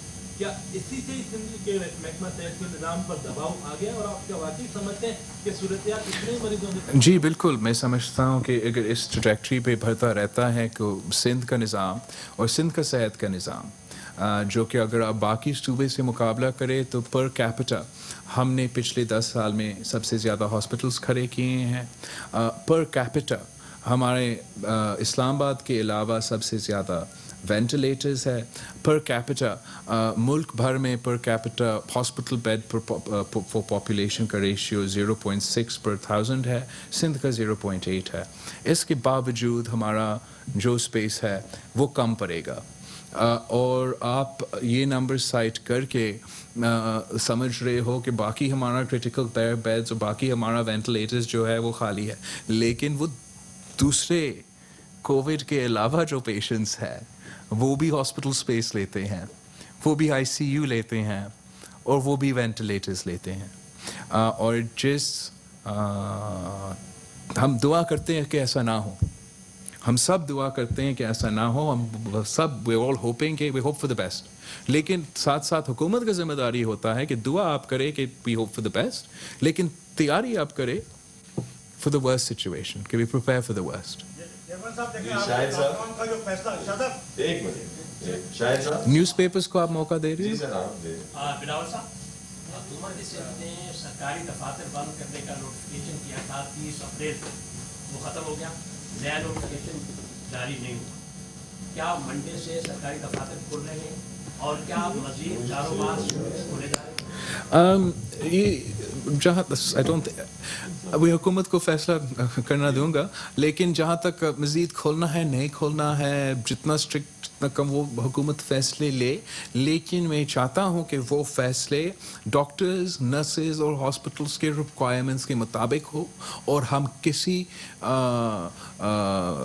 वफाकी हुकूमत की प्रेशर की वजह से या किसी बिजनेसमैन का ब्लैकमेल की वजह से और मीडिया कैंपेन्स जो पैसा पे चल रहे हैं इस वक्त, उनकी प्रेशर में ना आके फैसला ले, और हम फैसले अपने अवाम का ज़िंदगी को बचाने के लिए, अपना अवाम का सेहत को बचाने के लिए उन इंडिकेटर्स के ऊपर हम अपना फैसले ले लें। और मैं जानता हूँ कि सूबाई हुकूमत इन चीज़ों को मद्देनज़र रखते हुए अपने फैसले ले रहे हैं। चेयरमैन साहब, ये फरमाइएगा कि कोरोना से 18वीं तरमीम को आप कितना खतरे में महसूस कर रहे हैं, क्योंकि एक नया मुबाहिसा शुरू हुआ है 18वीं तरमीम के खिलाफ, और कहा जा रहा है कि जितने फाइनेंशियल रिसोर्सेज थे वो सूबों के पास चले गए, और विफाक के पास अब फाइनेंशियल जो है इतनी माली वसाइल नहीं है जो सूबों की वो मदद कर सके। तो एक नई बहस शुरू हुई है, तो उससे लोग बहुत सारे जहनों में आ रहा है कि 18वीं तरमीम को रिवर्स करने की तैयारी हो रही है। मैं थैंक यू, मैं आपके सवाल का जवाब भी दूंगा। मैं समझता हूँ कि ये, मैं आप सारे के थ्रू मीडिया से रिक्वेस्ट करूँगा, आपके मीडिया मालिकान से रिक्वेस्ट करेंगे, मीडिया एंकर्स से, टॉक शोज से, कि हर दिन ये हुकूमत कोई नया शोशा छोड़ता है ताकि कौम का तवज्जो कोरोना पेशेंट्स, कोरोना के मरीज़, कोरोना से जो फौत हुए, हमारा नर्सेज, हमारा डॉक्टर्स को वो फर्स्ट जगह ना मिले आपका ब्रेकिंग न्यूज़ में। तो मेरा पहला जो अपील है आप सबका कि बिलावल भुट्टो जरदारी इस वक्त मीडिया से बातचीत कर रहे थे। वफाकी हुकूमत पे शदीद तनकीद की और अपने ऊपर, अपनी हुकूमत के ऊपर होने वाली तनकीद का जवाब भी दिया। इस हवाले से बात करने के लिए हमारे साथ तर्जुमान मौजूद हैं वफाकी हुकूमत के जनाब शहबाज गिल साहब। उन्हें शामिल गुफ्तगू करते हैं। शहबाज गिल साहब, आपने सुना बिलावल भुट्टो साहब जो बात कर रहे थे, उन्होंने सबसे पहले इस हवाले से बात की कि जिस तरह से तनकीद की जा रही है उन पे, उनकी हुकूमत पे, उन्होंने इस हवाले से बड़े तहफ़्फ़ुज़ात का इजहार किया। बिस्मिल्लाहिर्रहमानिर्रहीम। देखिए, ये प्रेस कॉन्फ्रेंस जो थी बिलावल जरदारी साहब की, ये एक ऐसी बहू जो कोई कामकाज नहीं जानती, ये उसकी तनकीद थी। अब इसमें साथ आप दामाद भी शामिल कर लीजिए, क्योंकि आजकल ऐसा ज़माना है जिसमें ऐसी बात को पॉलिटिसाइज कर दिया जाता है कि औरतों पे अटैक है। तो ऐसी बहू या दामाद कह लीजिए जिसको कोई कामकाज नहीं आता और वो किसी और को जिम्मेदार ठहरा रहा, तो ये रोना पीटना जो था वो ये एक ऐसी बहू या दामाद की तरफ से था। तो बुनियादी तौर पर मैं आपको कुछ चीजें बता देता हूँ जो इन्होंने इसमें उठाई और मैं आपको उनके जवाब देता हूँ, तो खुद ही अवाम फैसला कर ले कि हकीकत क्या और फसाना क्या है। इन्होंने कहा कि वफाकी हुकूमत ने इनकी कोई मदद नहीं की। वफाकी हुकूमत अभी तक इनको तकरीबन 1,82,000 N5 जो है वो माफ दे चुकी है। वफाकी हुकूमत सिंध हुकूमत को, वफाकी हुकूमत को तकरीबन 93,000 के करीब जो है वो प्रोटेक्टिव सूट जिन्हें PPE कहते हैं वो दे चुकी है। वफाकी हुकूमत सिंध को तकरीबन 58,000, तकरीबन 58,000, असल में तो ज्यादा थी, उन्होंने 20,000 वापस कर दी थी। 58,000 टेस्टिंग किट्स दे दी हैं जो अभी तक ये इस्तेमाल नहीं कर चुके। आप इनके टोटल टेस्टिंग के नंबर देख लें, वो अभी तक ये नहीं कर सके। वफाकी हुकूमत ये इन्हें प्रोवाइड कर चुकी है। वफाकी हुकूमत इनको 3 PCR मशीनें फराम कर चुकी है और पंजाब को भी सिर्फ 2 की हैं, जिनकी टेस्टिंग इनसे सिर्फ 3 दिन कम हुई है। वो भी को वजह थी पंजाब दोबारा अपनी टेस्टिंग जो है वो इनसे कई फोल्ड उनकी ज्यादा होगी और अब KP की भी ज्यादा होगी। तो इनको 3 PCR मशीन जिनको ज्यादातर दिन ये इस्तेमाल ही नहीं कर सके, इतनी इनइफेक्टिव ये गवर्नमेंट वहां पे बैठी हुई है। आज ही खबर आपके सामने आई है कि 7 अरब से ज्यादा की गंदम जो है वो चोरी हो गई सिंध के गोदामों में, और उसमें से कोई 1.5 अरब की गंदम तो ऐसी थी कि जो कराची पहुंची किसानों से खरीदने के बाद। तो बुनियादी तौर पर जो एक नुक्ता अगर आप देखेंगे सारी प्रेस कॉन्फ्रेंस में, तो वो जो ये बिलावल जरदारी हैं जिस बात पे रोक पीट रहे हैं, वो एक नुक्ता है, और वो ये है कि हमें कैश नहीं दिया, हमें कोई पैसा नहीं दिया। बार बार उन्होंने प्रेस कॉन्फ्रेंस में एक ही बात कही कि हमें कोई पैसा नहीं दिया, हमें कोई पैसा नहीं दिया। जनाब, आपको कोई पैसा नहीं दिया जाएगा डायरेक्ट। आपका रिकॉर्ड बहुत गंदा है। आप, ये मैं मानता हूं कि आप एक हादसाती चेयरमैन हैं जो कि एक जाली वसीयत की पर्ची के ऊपर सिलेक्ट हुए हैं, लेकिन आपने ना पापड़ वाला छोड़ा, ना आपने समोसे वाला छोड़ा, और आपने सबके नामों के ऊपर जाली मनी लॉन्ड्रिंग की। आप चाहते हैं दोबारा आपको कैश दे दिया जाए ताकि आप उसको भी लूट के खा जाएं, जैसे गंदम का पैसा खा लिया और पहले दूसरा खा लिया। बारी बारी आते हैं इन सब चीजों पे। जो एक तनकीद उनकी जानिब से आई है कि जो विफाक है वो काम नहीं करने दे रहा। सूबे का जो चीफ एग्जीक्यूटिव है वो वजीर आला सिंध है जो उनके साथ बैठे हैं। सिर्फ हम देख रहे हैं कराची में भी लॉकडाउन अभी तक 2 महीने हो चुके हैं, लेकिन खुद वजीर आला सिंध भी इस हवाले से कई दफा कह चुके हैं कि ये वो हकीकी लॉकडाउन नहीं है। तो क्या कहना चाहते हैं वो, आपको क्या समझ में आया? जी, जो मुझे समझ आई है बुनियादी तौर पर, इन्होंने पहले कभी इनका वास्ता नहीं पड़ा किसी ऐसे शख्स से जिस तरह से इमरान खान ने। जितना हार्डवर्क वो करते हैं, जितनी ट्रांसपेरेंट गवर्नमेंट वो चलाते हैं, वो 2-2, 3-3 दफा तो मीडिया के सामने अपनी पूरी टीम को बिठाते हैं ताकि अकाउंटेबिलिटी हो। मीडिया के सामने बिठाते हैं ताकि वो जवाब दें उन्होंने पिछले पूरे हफ्ते में क्या किया है। तो बुनियादी तौर पर वफाक ने, मैंने आपको बताया कि हमारी फिंगर टिप्स पे हमने क्या कौन कौन सा सामान किस किस सूबे को पहुंचाया। हालांकि 18वीं तरमीम के बाद सारे का सारा हेल्थ का बजट जो है वो सूबे ले जाते हैं, वफाक के पास कुछ नहीं होता। उसके बावजूद वफाक ने अपने जो कम रिसोर्सेज थे उसके बावजूद पहुंचाया। अब इनकी बात कि वफाकी हुकूमत काम नहीं करने दे दी। वजीर आजम ने बारहा ये पैगाम टेलीविजन पर भी, हमारे थ्रू भी हर तरह से पहुंचाया, और खुद भी उन्होंने कहा टेलीविजन पे बार बार कि 18वीं तरमीम के बाद सूबों के पास तमाम इख्तियारात हैं। अगर वो लॉकडाउन करना चाहते हैं तो करें, नरम करना चाहते हैं तो करें। हमने हमेशा इन्हें कहा, हमने सिर्फ इन्हें तजवीज दी और साथ ये कहा कि ये आपका आईनी इख्तियार है, अगर आप ये करना चाहते हैं तो आप करें। इन्होंने तकरीबन जरदारी साहब ये कहते हैं कि जब हम लॉकडाउन लगाते हैं तो लॉकडाउन पे आप ही तनकीद करना शुरू कर देते हैं। तो अगर आप एक ठीक काम करते तो हमारी तनकीद को छोड़ दीजिए। करते थे एमसीसी की मीटिंग में आने से 1.5 घंटा पहले हम प्रेस कॉन्फ्रेंस करते थे। ये जो लाडले थे 2-3 बिलावल जरदारी साहब के, मुराद अली शाह साहब, जिनकी करप्शन की दास्तानें हैं आपके सामने भरी पड़ी है, वो ओमनी ग्रुप हो, वो दूसरी हो, वो एमसीसी में आने से 2 घंटे पहले प्रेस कॉन्फ्रेंस में बैठ जाते थे। मुर्तजा बहार साहब है, वो रोज प्रेस कॉन्फ्रेंस करते थे या ट्विटर के ऊपर जाली बयानबाजी करते थे। उसके बाद जाली तरीके से जो अली बाबा कॉर्पोरेशन की पूरे पाकिस्तान के लिए किट्स आती थी उनको क्रेडिट लेते थे और कहते थे सिंध सबको तोहफे में दे रहा है। फिर 15 दिन बाद उन्हीं किट्स का हम पे गिला करते थे कि ये आपने हमें दी। पहले कहते थे हम आपको दे रहे हैं, फिर ये आपने हमें दी और ये खराब दे दी। उन किट्स को जब हम इस्तेमाल करते थे इस्लामाबाद में, दूसरे सूबों में, तो वो ठीक निकलती थी। तो ये एक नकामी सियासत इन्होंने करनी शुरू की, जिसका हमने इनको जवाब जरूर दिया। गिल साहब, अब ना जो इस प्रेस कॉन्फ्रेंस में जो अहम नुक्ता जिसके ऊपर बिलावल भुट्टो साहब ने सबसे ज्यादा फोकस किया है वो है विफाक और सूबाई हुकूमत की चपकलिश। बात किसी हद तक वैलिड भी है कि अगर उन मुल्कों का मुवाजना किया जाए जहां विफाक में और सूबों में चपकलिश रही है तो उनके आदादो शुमार यूनाइटेड स्टेट्स ऑफ अमेरिका जैसे हैं। आपको क्यों लगता है कि इस वक्त हमें, मतलब क्या आपको लगता है कि हमें एक यूनिटी की जरूरत नहीं है बिटवीन विफाक एंड सूबाई, मिलके वबा का मुकाबला करें, छोड़ें तनकीद को एक दूसरे के ऊपर? देखिए, ये वो इशू है जिसकी वजह से हमारा मुल्क यहाँ तक पहुंचा।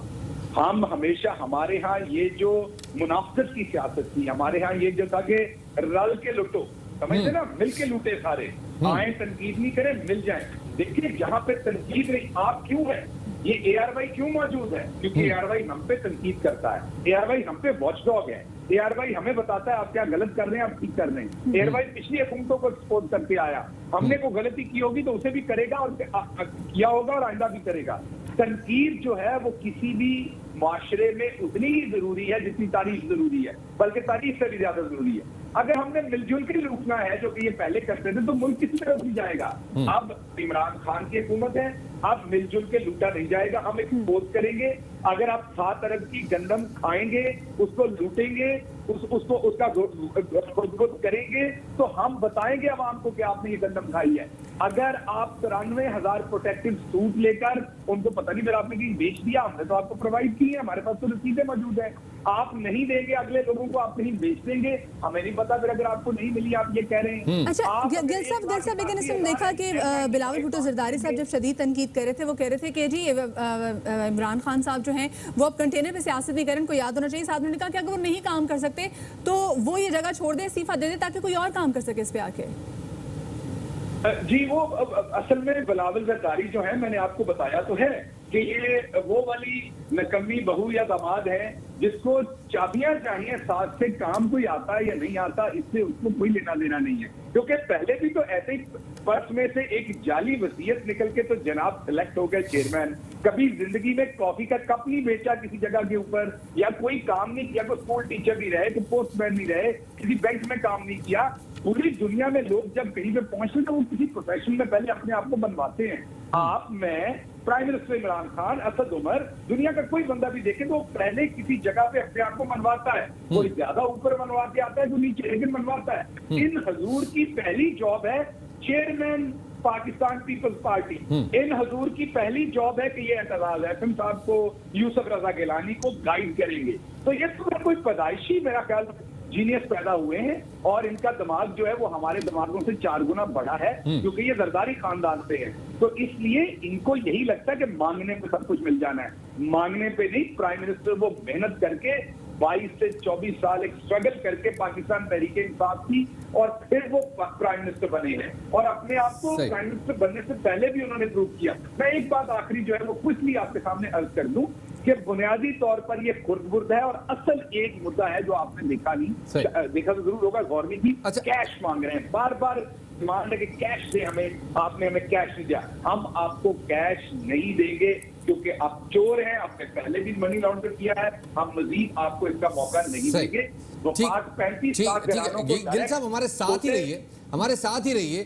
ARY के हमारे बड़े senior anchor person Kashif Abbasi साहब हमारे साथ मौजूद हैं, उनको शामिल गुफ्तगू करते हैं। काशिफ भाई, सुना आपने पूरी प्रेस कॉन्फ्रेंस जो जैसे बिलावल भुट्टो ने बात शुरू की यौम मई से, और फिर वो उसको विफाक के किरदार तक लेके आए, फिर उसके बाद उन्होंने बड़ा एक चार्जशीट किया विफाक को। उन्होंने बड़े बताया कि जी विफाक कोऑपरेट नहीं कर रहा, बिला वजह की तनकीद की जा रही है, फंड्स नहीं दे रहा। कहाँ तक, कैसे इवैल्यूएट करेंगे आप बिलावल भुट्टो की प्रेस कॉन्फ्रेंस को?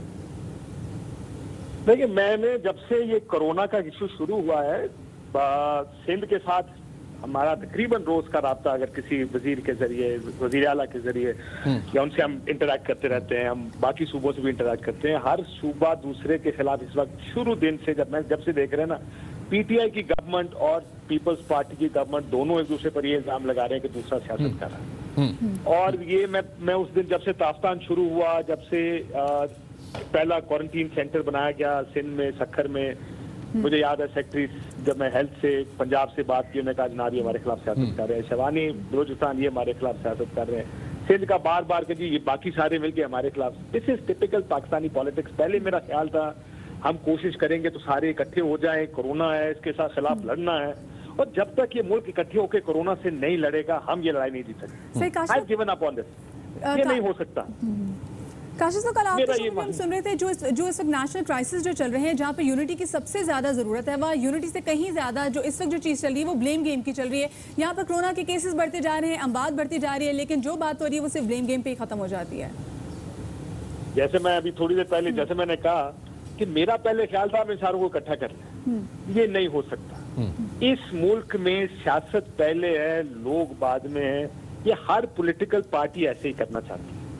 लोगों की कोशिश होती है कि पॉलिटिक्स के जरिए अपना बाबा किसी तरह ऊपर कर लें, हम किसी तरह अपना पॉइंट स्कोरिंग ज्यादा कर लें, दूसरे को थोड़ा सा नीचे भी दिखा दें। ये हमारी पॉलिटिक्स में होता है। आज भी आप जो देख रहे हैं कि प्रेस कॉन्फ्रेंस होगी, अभी वजीर आजम साहब बोलेंगे, या चले वजीर आजम अपने लेवल पे शायद ना करें, लेकिन जो वजीर उठ के, पहले फिरदौस आशिक अवान साहिबा थी या कोई और था, वो प्रेस कॉन्फ्रेंस शुरू करते थे, शुरू होती थी सिंध से, खत्म होती थी सिंध पर। सिंध उसका जवाब देगा, सिंध का वजीर आला अमूमन छोड़ देंगे, लेकिन कोई और दूसरा वजीर प्रेस कॉन्फ्रेंस करेगा, शुरू होगी विफाक से, खत्म होगी साजिश जो विफाक कर रहा है उनके खिलाफ। तो ये मैं समझने से कासिर हूँ कि कोरोना जैसे क्राइसिस में भी दुनिया यहाँ पे इकट्ठी हो गई या खामोश हो गई। देखिए मैं देखता हूँ दुनिया के दूसरे ममालिक में जहाँ हुकूमतें हैं, हुकूमत बोल रही है, ऑपोजिशन खामोश है, खामोशी से सुन रहे हैं। अल्लाह इसको बहुत बड़े भंड मार रहा हो, कोई खामोशी से देख रहे हैं और कोशिश ये कर रहे हैं कि लोगों के मसाइल हल हों। हमारे यहाँ पे लगता ही है कि हमारे को मसले ही नहीं है, हमारे यहाँ पर कोरोना आया ही नहीं है, हमारे यहाँ लोग अस्पतालों में शायद बीमार है ही नहीं। हमें पहली कोशिश ये है कि हम इसी तरह पॉलिटिक्स करें, इसी तरह हम दूसरे को नीचे दिखा लें।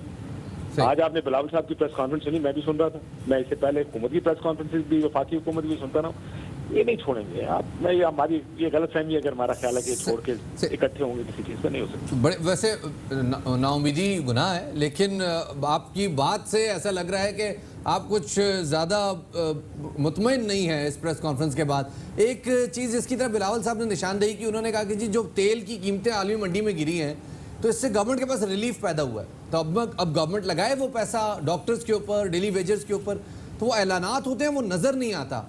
आपके ख्याल से ये कोई प्रैक्टिकल बात की है, ये कोई इन्होंने सही इवैल्यूएट किया है इस सिचुएशन को? देखिए यार, मैं वैसे कल शाहिद खाकान अब्बासी साहब का परसों एक इंटरव्यू सुना, तो मैं आपको एक वैसी कंपैरिजन देने लगा। शाहिद खाकान अब्बासी साहब का एक इंटरव्यू जब वो वजीर आजम पाकिस्तान थे, किस तरह वो NFC अवार्ड पर क्रिटिसाइज कर रहे थे, वो भी सुन लें। परसों कह रहे थे जनाब कोई जरूरत नहीं NFC को करने की, ग्रोथ चाहिए, इस मुल्क को ग्रोथ देते हैं, NFC को रिविजिट करने की जरूरत नहीं। यानी जब वजीर होते हैं, वजीर आजम होते हैं, तो उस वक्त उनका बयान कुछ और होता है, जब ऑपोजिशन में आते हैं तो बिल्कुल बयान कुछ और होता है। हमारी पॉलिटिक्स भी यही है। अब बिलावल साहब जो बात कर रहे हैं, देखें NFC के जरिए अब तो काफी सारा पैसा सिंध में जाता है। जिन्होंने कहा हमें 1 रुपया नहीं दिया वफाक ने, लेट्स आउट ऑफ क्यूरियोसिटी देना चाहिए। देखिए ये वफाक का काम है, एज बिग ब्रदर, एज जो क्योंकि सबसे ज्यादा टैक्सेस यहाँ पे कलेक्ट होते हैं। लेकिन अब दूसरा प्रॉब्लम ये है कि खर्चे तो सिंध के भी खत्म हो गए। जो उनके पास पैसे गए होंगे NFC के जरिए, वो कहेंगे थे कि जी हम सारे डेवलपमेंट फंड खत्म कर रहे हैं, हम 100 इतने अरब रुपया लोगों को देंगे, उसमें करेंगे। वो आज भी कह रहे हैं कि जी जो अच्छा किया वो हमने किया, जो खराबी है वो वफाकी हुकूमत की, जो पैसे नहीं आए, जो मास्क का प्रॉब्लम है वो वफाकी हुकूमत का प्रॉब्लम है। वफाक क्या कर रहा है? वफाक पहले दिन से लॉकडाउन कर रहा है। वजीर आजम साहब इस लॉकडाउन का क्रेडिट लेते रहे, कल खड़े होकर कहते हैं देखो जी इशराफिया ने लॉकडाउन कर दिया। ये दोनों सूरतों में काम दोनों एक जैसा कर रहे हैं। मैं फिर ये कहूंगा जो आपने बिलावल साहब का कहा, अपने पास आपके पास सूबाई किटी है, उसमें से आप खर्चा कर ले जो करना। सबसे पहली चीज तो लोगों की जान बचानी है। Let's go out there and save life. आपको अगर PPE चाहिए डॉक्टर्स के लिए, why are you looking at the federal government? अगर आपको मास्क चाहिए, why are you looking at the federal government? Same goes to the federal government. I mean, it's about people's lives. It's not about politics anymore. मुझे समझ नहीं आती मैं how do I balance this because I can't. I hope you understand why I'm frustrated, but I'm very frustrated. बड़ी confusion पैदा हो गई है। साबिर शाकिर साहब हमारे साथ इस वक्त मौजूद हैं, उनको भी हम शामिल गुफ्तगू करेंगे। लेकिन काशिफ भाई, एक सवाल जो बहुत इंपॉर्टेंट है इस पूरे सिनारियो को जैसे आपने एनालाइज किया है, आपको क्या लगता है कि आज के दिन इतनी बड़ी प्रेस कॉन्फ्रेंस की जरूरत थी?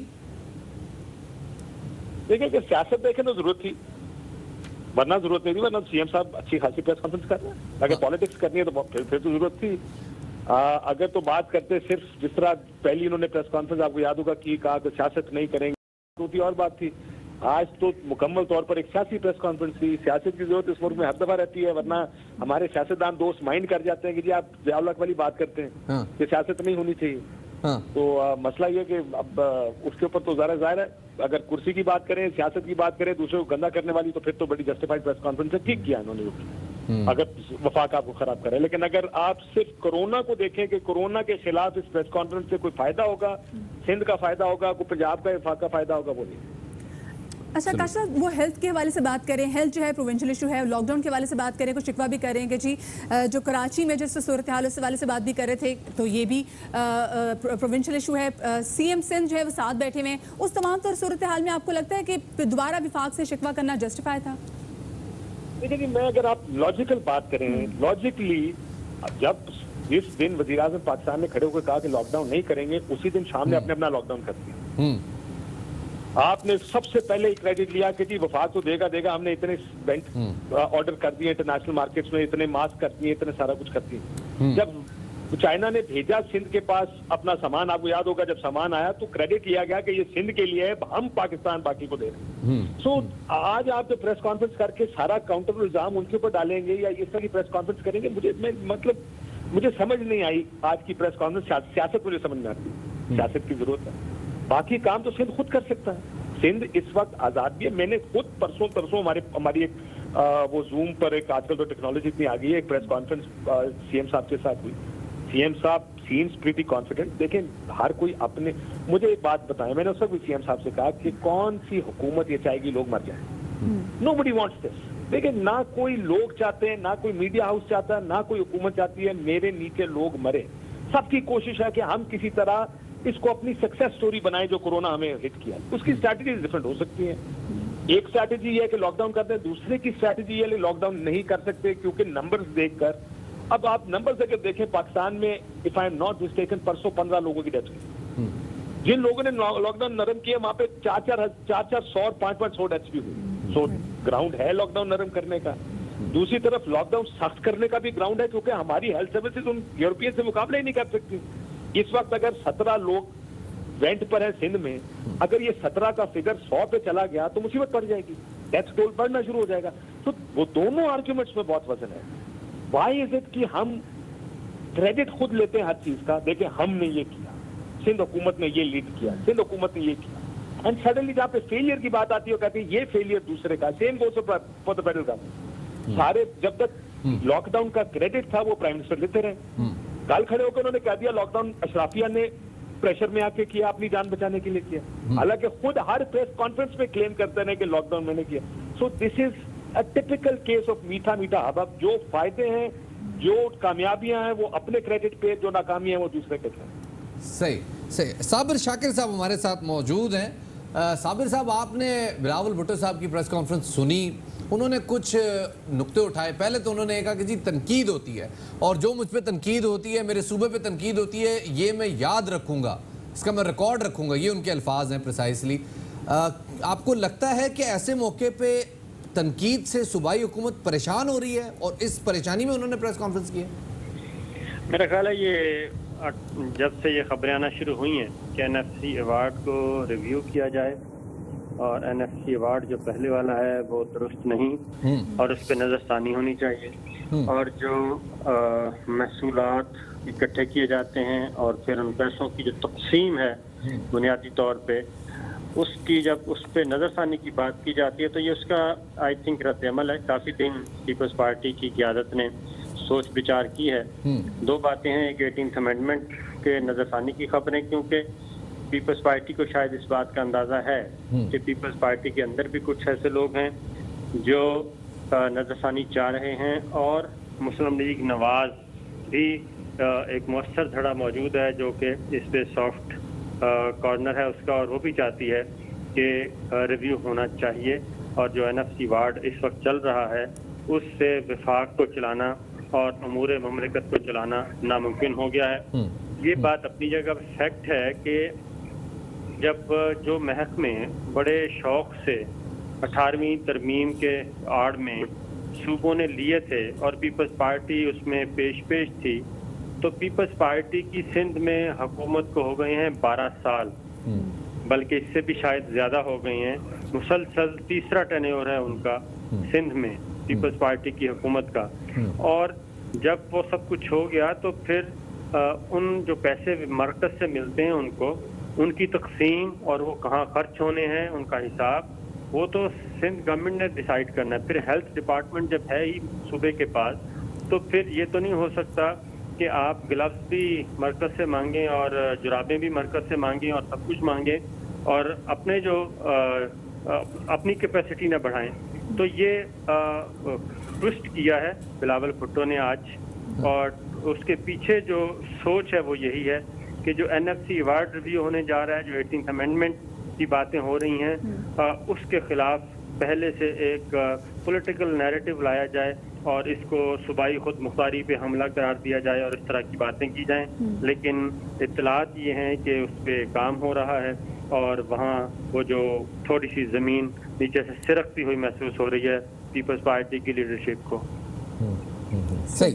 अच्छा, बहुत शुक्रिया जी। साबिर शाकिर साहब, काशिफ अब्बासी साहब हमारे साथ मौजूद थे और बिलावल भुट्टो जरदारी जो भी प्रेस कॉन्फ्रेंस की है उस हवाले से बड़ा तफसीली एनालिसिस हुआ। इससे पहले शहबाज गिल साहब भी हमारे साथ थे, बड़ी तफसीली तौर पे बातचीत हुई कि किस तरह से जो कन्फ्यूजन्स क्रिएट हो गई हैं इस प्रेस कॉन्फ्रेंस के बाद, जो ख़त्म नहीं हुई बल्कि मजीद इन्हेंस हो गई हैं। बिल्कुल विफाक की तरफ से की गई है, जैसे कि शहबाज गिल साहब हमारे साथ मौजूद थे, उन्होंने बताया कि 1,82,60 उनको फंड मिले हैं। साथ में उन्होंने बताया कि 92,000 PPE किट्स हमने इनको दिया और साथ में 5800 जो है वो टेस्टिंग किट्स जो हैं वो सिंध को दी गई हैं। मुसलसल इस हवाले से हम देख रहे थे जब बिलावल भुट्टो जरदारी प्रेस कॉन्फ्रेंस कर रहे थे तो ये शिकवा कर रहे थे कि जी हमें विफाकी गवर्नमेंट जो है, चाहे वह लॉकडाउन हो चाहे वो कोई और फैसिलिटी हो, विफाकी गवर्नमेंट हमें फैसिलिटेट नहीं करी, हमें सपोर्ट नहीं करी, तो उनका शिकवा जानिब था। लेकिन जब शहबाज गिल साहब ने बताया तो फिर वहाँ पर सूरत हाल कुछ और थी। एक छोटी सी ब्रेक की तरफ हम जा रहे हैं, आप लोग कहीं में जाएगा।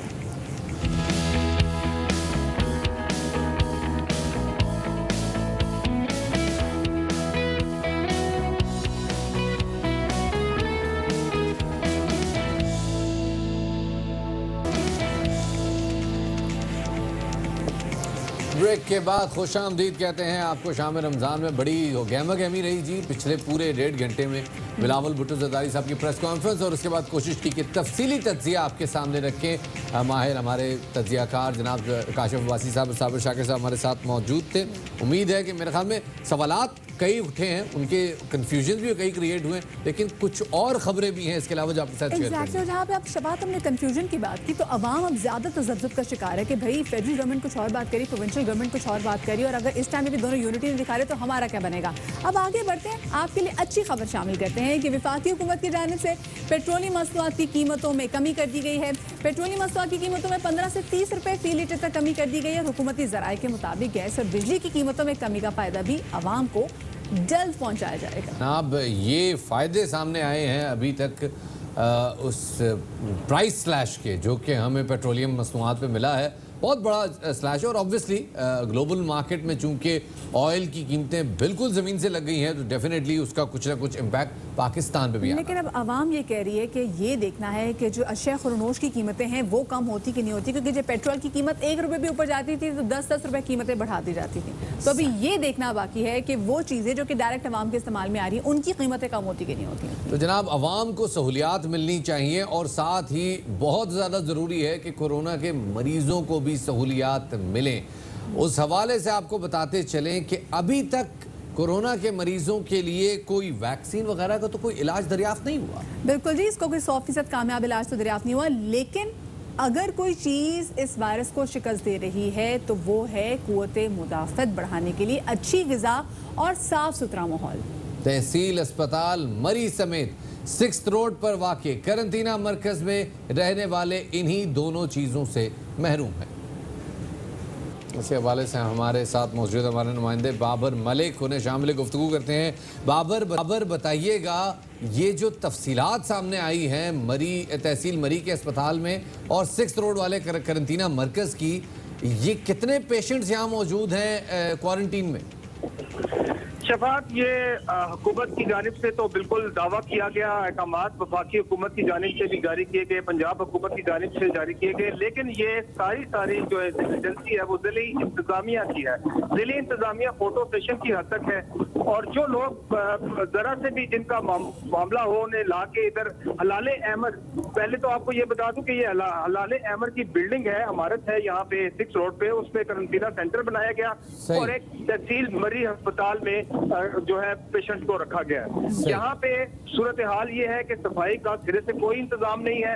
अच्छे खासे खाते पीते घरों के लोगों को यहाँ गंदगी में ला के रखा जा रहा है, मरी भेजे जा रहा है, यहाँ रखा जा रहा है। जो खुद ही घर में रह के भी ठीक हो सकते थे उनको मजीद बीमार किया जा रहा है। बिल्कुल, ये फैमिलीज के लिए ज्यादा परेशान कन बात है। बाबर ये बताएगा कि फफूंदी ज्यादा खाना हम सुबह से अपने टेलीविजन स्क्रीन पे दिखा रहे हैं, वॉशरूम्स की कितनी गंदी हालत है दिखा रहे हैं, जली हुई रोटियां ये लोग यहाँ पे मरीज, इंतजामिया कुछ हरकत में नहीं आई अभी तक। इंतजामिया ने एक अपनी वेबसाइट बनाई हुई है, पेजेस बनाए हुए हैं, वो टोपी ड्रामा जिसे अमूमन कहते हैं, वो वहाँ पे जाके विजिट करके तस्वीरें बना के चढ़ा देते हैं, सीएम को बता देते हैं या वफाकी हुकूमत को दादो-शुमार चढ़ाते हैं। लेकिन दर हकीकत जो सूरत हाल है क्वारंटाइन सेंटर्स की वो ये है कि कुव्वत मुदाफ़त बढ़ाने की बजाय उनका मजीद हशर नशर किया जा रहा है। यहाँ पे जो पेशेंट लाए गए हैं अच्छे खासे खाते पीते घरों के वो रो रहे हैं यहाँ पे कि ये उनके साथ जैसे उन्हें सजाए काला पानी दिया गया, यहाँ पे सेहतमंद करवाने की बजाय वो अगले हाल से भी जा रहे हैं और फौरी तौर पर वजीर आजम से और वजीर आला से इन बेचारे गम के मारे मरीजों ने फौरी तौर पर कहा है कि डीसी और कमिश्नर ऑफिस में जो दीगर काली बेड़े हैं उन्हें उनके कान खींचे जाएं और फौरी तौर पर इकदाम किए जाएं ताकि हमारे हाल रहम किया जाए और हमें यहाँ से मुंतकिल करें।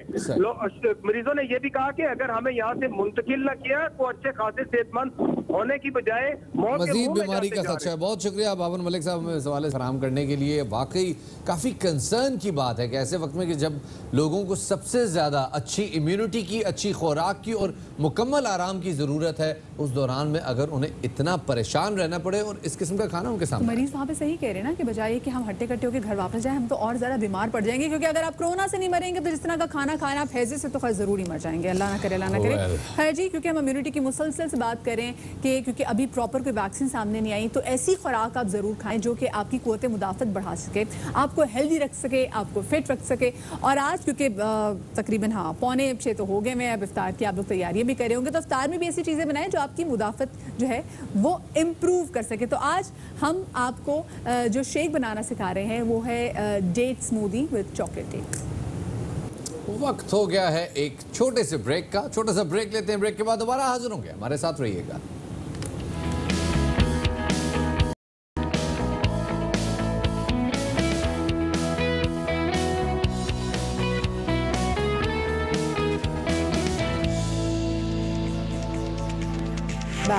शाम रमज़ान है, तल्ख बहुत बंद आए मजदूर के औकात। दुनिया जहान में आज लेबर्स के साथ उनके सारे यकजहती के लिए आज लेबर से मनाया जा रहा है। एक बहुत ही ज़बरदस्त सा पैकेज हमने आज के दिन की मुनासबत के हवाले से तैयार किया है, आपके साथ शेयर करें। यौम मई के हवाले से शायर क्या कहते हैं आपने सुना, लेकिन मसला ये है कि पूरी दुनिया में लॉकडाउन है और जो बहुत सारे काम करने वाले लोग हैं वो बैठे हैं घरों में, और घरों में बैठे हैं, खा रहे हैं, सोफे में बैठे हैं, टीवी देख रहे हैं, जिसकी वजह से आए रोज़ उनका पेट बढ़ता जा रहा है। जी बिल्कुल, ये बहुत बड़ा मसला हो गया है, क्योंकि शहरों में देखें जिम्स भी बंद हैं, पार्क्स भी बंद कर दिए गए हैं, वॉकिंग ट्रैक्स जो हैं वो भी बिल्कुल बंद हैं, और घरों में लोग उमूमी तौर पर वर्जिश करने से कतराते हैं। तो और लोग ये कहते हैं कि देखिए हम वर्जिश नहीं कर सकते क्योंकि उसमें जान लगती है, पसीना निकलता है, तो वो कहते हैं हमें कोई ऐसी चीज़ बता दें जिसको हम खाएं और उसको खा के हम पतले हो जाए। जी, बहुत सारे मेरे ऐसे भाई जो मुझे देख रहे हैं, बहुत सारी मेरी ऐसी बहनें जो देख रही हैं, उनको बताता चलूं कि लॉकडाउन में आपके पैर छोटे नहीं हो रहे, बेसिकली आपका टेढ़ बड्डा हो रहा है, जिसकी वजह से अब आपको अपने पैर नजर नहीं आ रहे। इस हवाले से कि क्या ऐसा खाया जाए कि हमारी इम्यूनिटी डेवलप हो और हमारा बॉडी का शेप भी खरा हो, हमारे साथ सुकत लाइन पर मौजूद है माहिर न्यूट्रिशनिस्ट जनाब डॉक्टर आयशा अब्बास साहिबा, उन्हें शामिल करते हैं। बहुत शुक्रिया जी हमें वक्त देने के लिए। पहले तो ये बताइएगा कि क्या किया जाए कि इम्यूनिटी मेंटेन रहे और जो है वो ज़रा बॉडी का शेप भी मेंटेन रहे। सबसे पहले तो दिलों से हमें अपनी मायूसियां निकालनी है। उसकी वजह यह है कि मानते हैं वबा के दिन हैं, मगर ये भी खुदा के दिन हैं। दिलों से मायूसियां निकालें, जरा से आगे शिफा के दिन। ठीक है, अस्सलाम वालेकुम। वालेकुम अस्सलाम। एंड बहुत बहुत शुक्रिया इनवाइट करने के लिए। बहुत ही अच्छा क्वेश्चन है आपका इम्यूनिटी के हवाले से। देखिए, इम्यूनिटी का हम डॉक्टर्स और डाइटिशियन एक ट्रायंगल बनाते हैं, तो उसमें डाइट जो है बहुत ही इंपॉर्टेंट रोल प्ले करती है, लेकिन उसमें 2-3 चीज़ें और भी बहुत इंपॉर्टेंट है। उसमें आपका स्लीप का पैटर्न बहुत अच्छा होना चाहिए, उसमें आपका बॉडी का हाइड्रेशन लेवल जिसको हम कहते हैं कि पानी का जो आपने क्वांटिटी है उसको आपने पूरा करना है, उसमें आपने फिजिकल एक्टिविटी भी साथ में रखनी है। तो ये 3-4 चीज़ें मिला के आपके इम्यून सिस्टम को बहुत बेहतरीन रखती हैं। सही। अच्छा ये बताइएगा आयशा, लोग काफ़ी ज़्यादा कंफ्यूज हैं कि लोग सुबह सहरी के टाइम में क्या खाएं या इफ्तार के टाइम में क्या खाएं, क्योंकि होता ये कि हम रात का खाना तो स्किप कर देते और ये कहते हैं नहीं भी हम तो सिर्फ इफ्तारी और सहरी करें, लेकिन हम खाते दबा करें। ठीक है, तो उसमें देखें ये है कि बैलेंसिंग जो है वो बहुत ज़्यादा ज़रूरी है, और ये हमारा बहुत लंबा वाला रोज़ा है। ठीक है, ये फास्टिंग है और ठीक ठाक सख्त वाली फास्टिंग है, क्योंकि गर्मियों का रोज़ा आया हुआ है। तो ऐसी हमारी जिंदगी हो जिसमें हमारी इतनी अच्छी हमें डाइट मिल जाए कि हमें पूरा दिन जो है वो भूख ना लगे, ठीक है, और हम अच्छा एनर्जेटिक फील करें। अच्छा, अगर हम कार्बोहाइड्रेट्स को मिस कर देते हैं ना, यानी कि मैं अगर डाइट में से कार्बोहाइड्रेट्स निकाल दूं और लोग ये कहें कि जी कार्बोहाइड्रेट कार्बोहाइड्रेट्स की वजह से वजन बढ़ता है। तो कार्बोहाइड्रेट्स को मिस मैं नहीं करूंगी इसलिए डाइट से, क्योंकि उससे फिर आपका इम्यून सिस्टम जो है कॉम्प्रोमाइज होता है और आपकी इम्यूनिटी जो है वो कॉम्प्रोमाइज हो जाएगी और आपका इम्यून सिस्टम वीक होता है। तो कार्बोहाइड्रेट्स हमें डालने, ठीक है, तो हमें इस तरह से अपना प्लेटर बनाना है कि हमारा पोषण कंट्रोल हो और जितनी भी हमारे न्यूट्रिएंट्स हैं उसमें सब चीजों में से डालें। इस प्लेटर में क्या कुछ होना चाहिए? अच्छा, इसमें यह है कि हमारे पास हमने चक्की के आटे की चपाती भी ले ली, हमने प्रोटीन में से एग ले लें या कबाब ले लें, अगर घर में कोई कम ऑयल वाला सालन है तो वो भी ले लें। दही का इस्तेमाल हम ज़रूर करें क्योंकि उसमें प्रोबायोटिक्स होते हैं, वो हमारे गट के इंटेस्टाइन्स को बहुत मजबूत रखते हैं, तो उसका इस्तेमाल भी हम ज़रूर करें। और आखिर में जो है हम फल का इस्तेमाल ज़रूर करें और डेली डिफरेंट फ्रूट्स लेके आएँ। उससे ये होगा कि हम बहुत अच्छा फील करेंगे कि हमारे पास डेली के लिए डिफरेंट फ्रूट्स हैं, तो उससे क्या होगा कि हमारी कॉन्स्टिपेशन भी दूर होगी, हमें फाइबर भी मिलेगा। वरना क्या होता है कि अमूमी तौर पे लोगों को रमजान के महीने में कॉन्स्टिपेशन हो जाती है, तो ये नहीं होना चाहिए। आखिर में हमने पानी का इंटेक जो है वो भी जरूर रखना है, वरना प्याज का जो है एलिमेंट वो वहां पे रहता है। अच्छा, अब तो वो एक बड़ा इंपॉर्टेंट सवाल है, सहरी इफ्तार दोनों के हवाले से पूछना चाहूंगा कि यूजुअली होता ये है कि हम सहरी में पीते हैं 5 गिलास लस्सी और साथ में खाते हैं 2 देसी घी के पराठे और साथ में कोई एक ऑमलेट या रात का सालन या कोई मुर्गी वगैरह हो तो हम माइंड नहीं करते और वो खाते ही हम लुढ़क जाते हैं। उसके बाद हम उठते हैं दिन में, फिर उसके बाद इफ्तार में फिर सामने या पकौड़े और समोसे ना हो तो बंदा माइंड करता है, रोजेदार की तबीयत जो है ना वो जरा बहलती नहीं है। तो क्या करें कि फिर वो कोलेस्ट्रॉल लेवल जो आसमान पे पहुंच जाता है उसको कैसे काबू करें? हाँ, देखिए, एक 1 pakora is equal to 50 calories. तो अब आप खुद इमेजिन कीजिए कि हमने अगर 10 भी खा लिए तो वो जो हमारी कैलोरीज हैं वो तो 500 पे तजावज कर ली, ठीक है। तो वो हमने पोर्शन कंट्रोल की हम बात कर रहे हैं कि हमने अपने थोड़े थोड़े पोर्शंस कर लिए। अच्छा, अगर हम फ्राइड आइटम्स पे जाते हैं तो फिर हम सारा फोकस ही उसी पे कर लेते हैं। अगर हमने हर चीज में से थोड़ी थोड़ी चीजें ले ली, यानी कि फ्राइड आइटम्स भी थोड़े से रखे, थोड़े से हमने कार्ब्स भी रख लिए, थोड़े से फैट्स भी, थोड़े से प्रोटीन्स भी, तो हमारा वजन नहीं बढ़ेगा। लस्सी में कोई हर्ज नहीं है, पराठे में कोई हर्ज नहीं है, लेकिन हर्ज है तादाद में, तादाद का हर्ज है जनाब। और तली हुई चीज एक होनी चाहिए, मतलब या तो आप पकौड़ा खाएं या फिर आप समोसा, दोनों चीजें एक साथ नहीं चल सकती। हाँ, ये बात आपको हमने बता दिया है, क्योंकि वरना होगा ये कि by the end of the Ramzan आप हो जाएंगे मोटे, क्योंकि जिम बंद है, पाक से बंद है, होगा तो कुछ भी नहीं। बहुत शुक्रिया जी आयशा आपका। तो अब आपसे इजाजत जाने का वक्त हो जाता है, अपना बहुत सारा ख्याल रखिएगा। अल्लाह हाफ़िज़।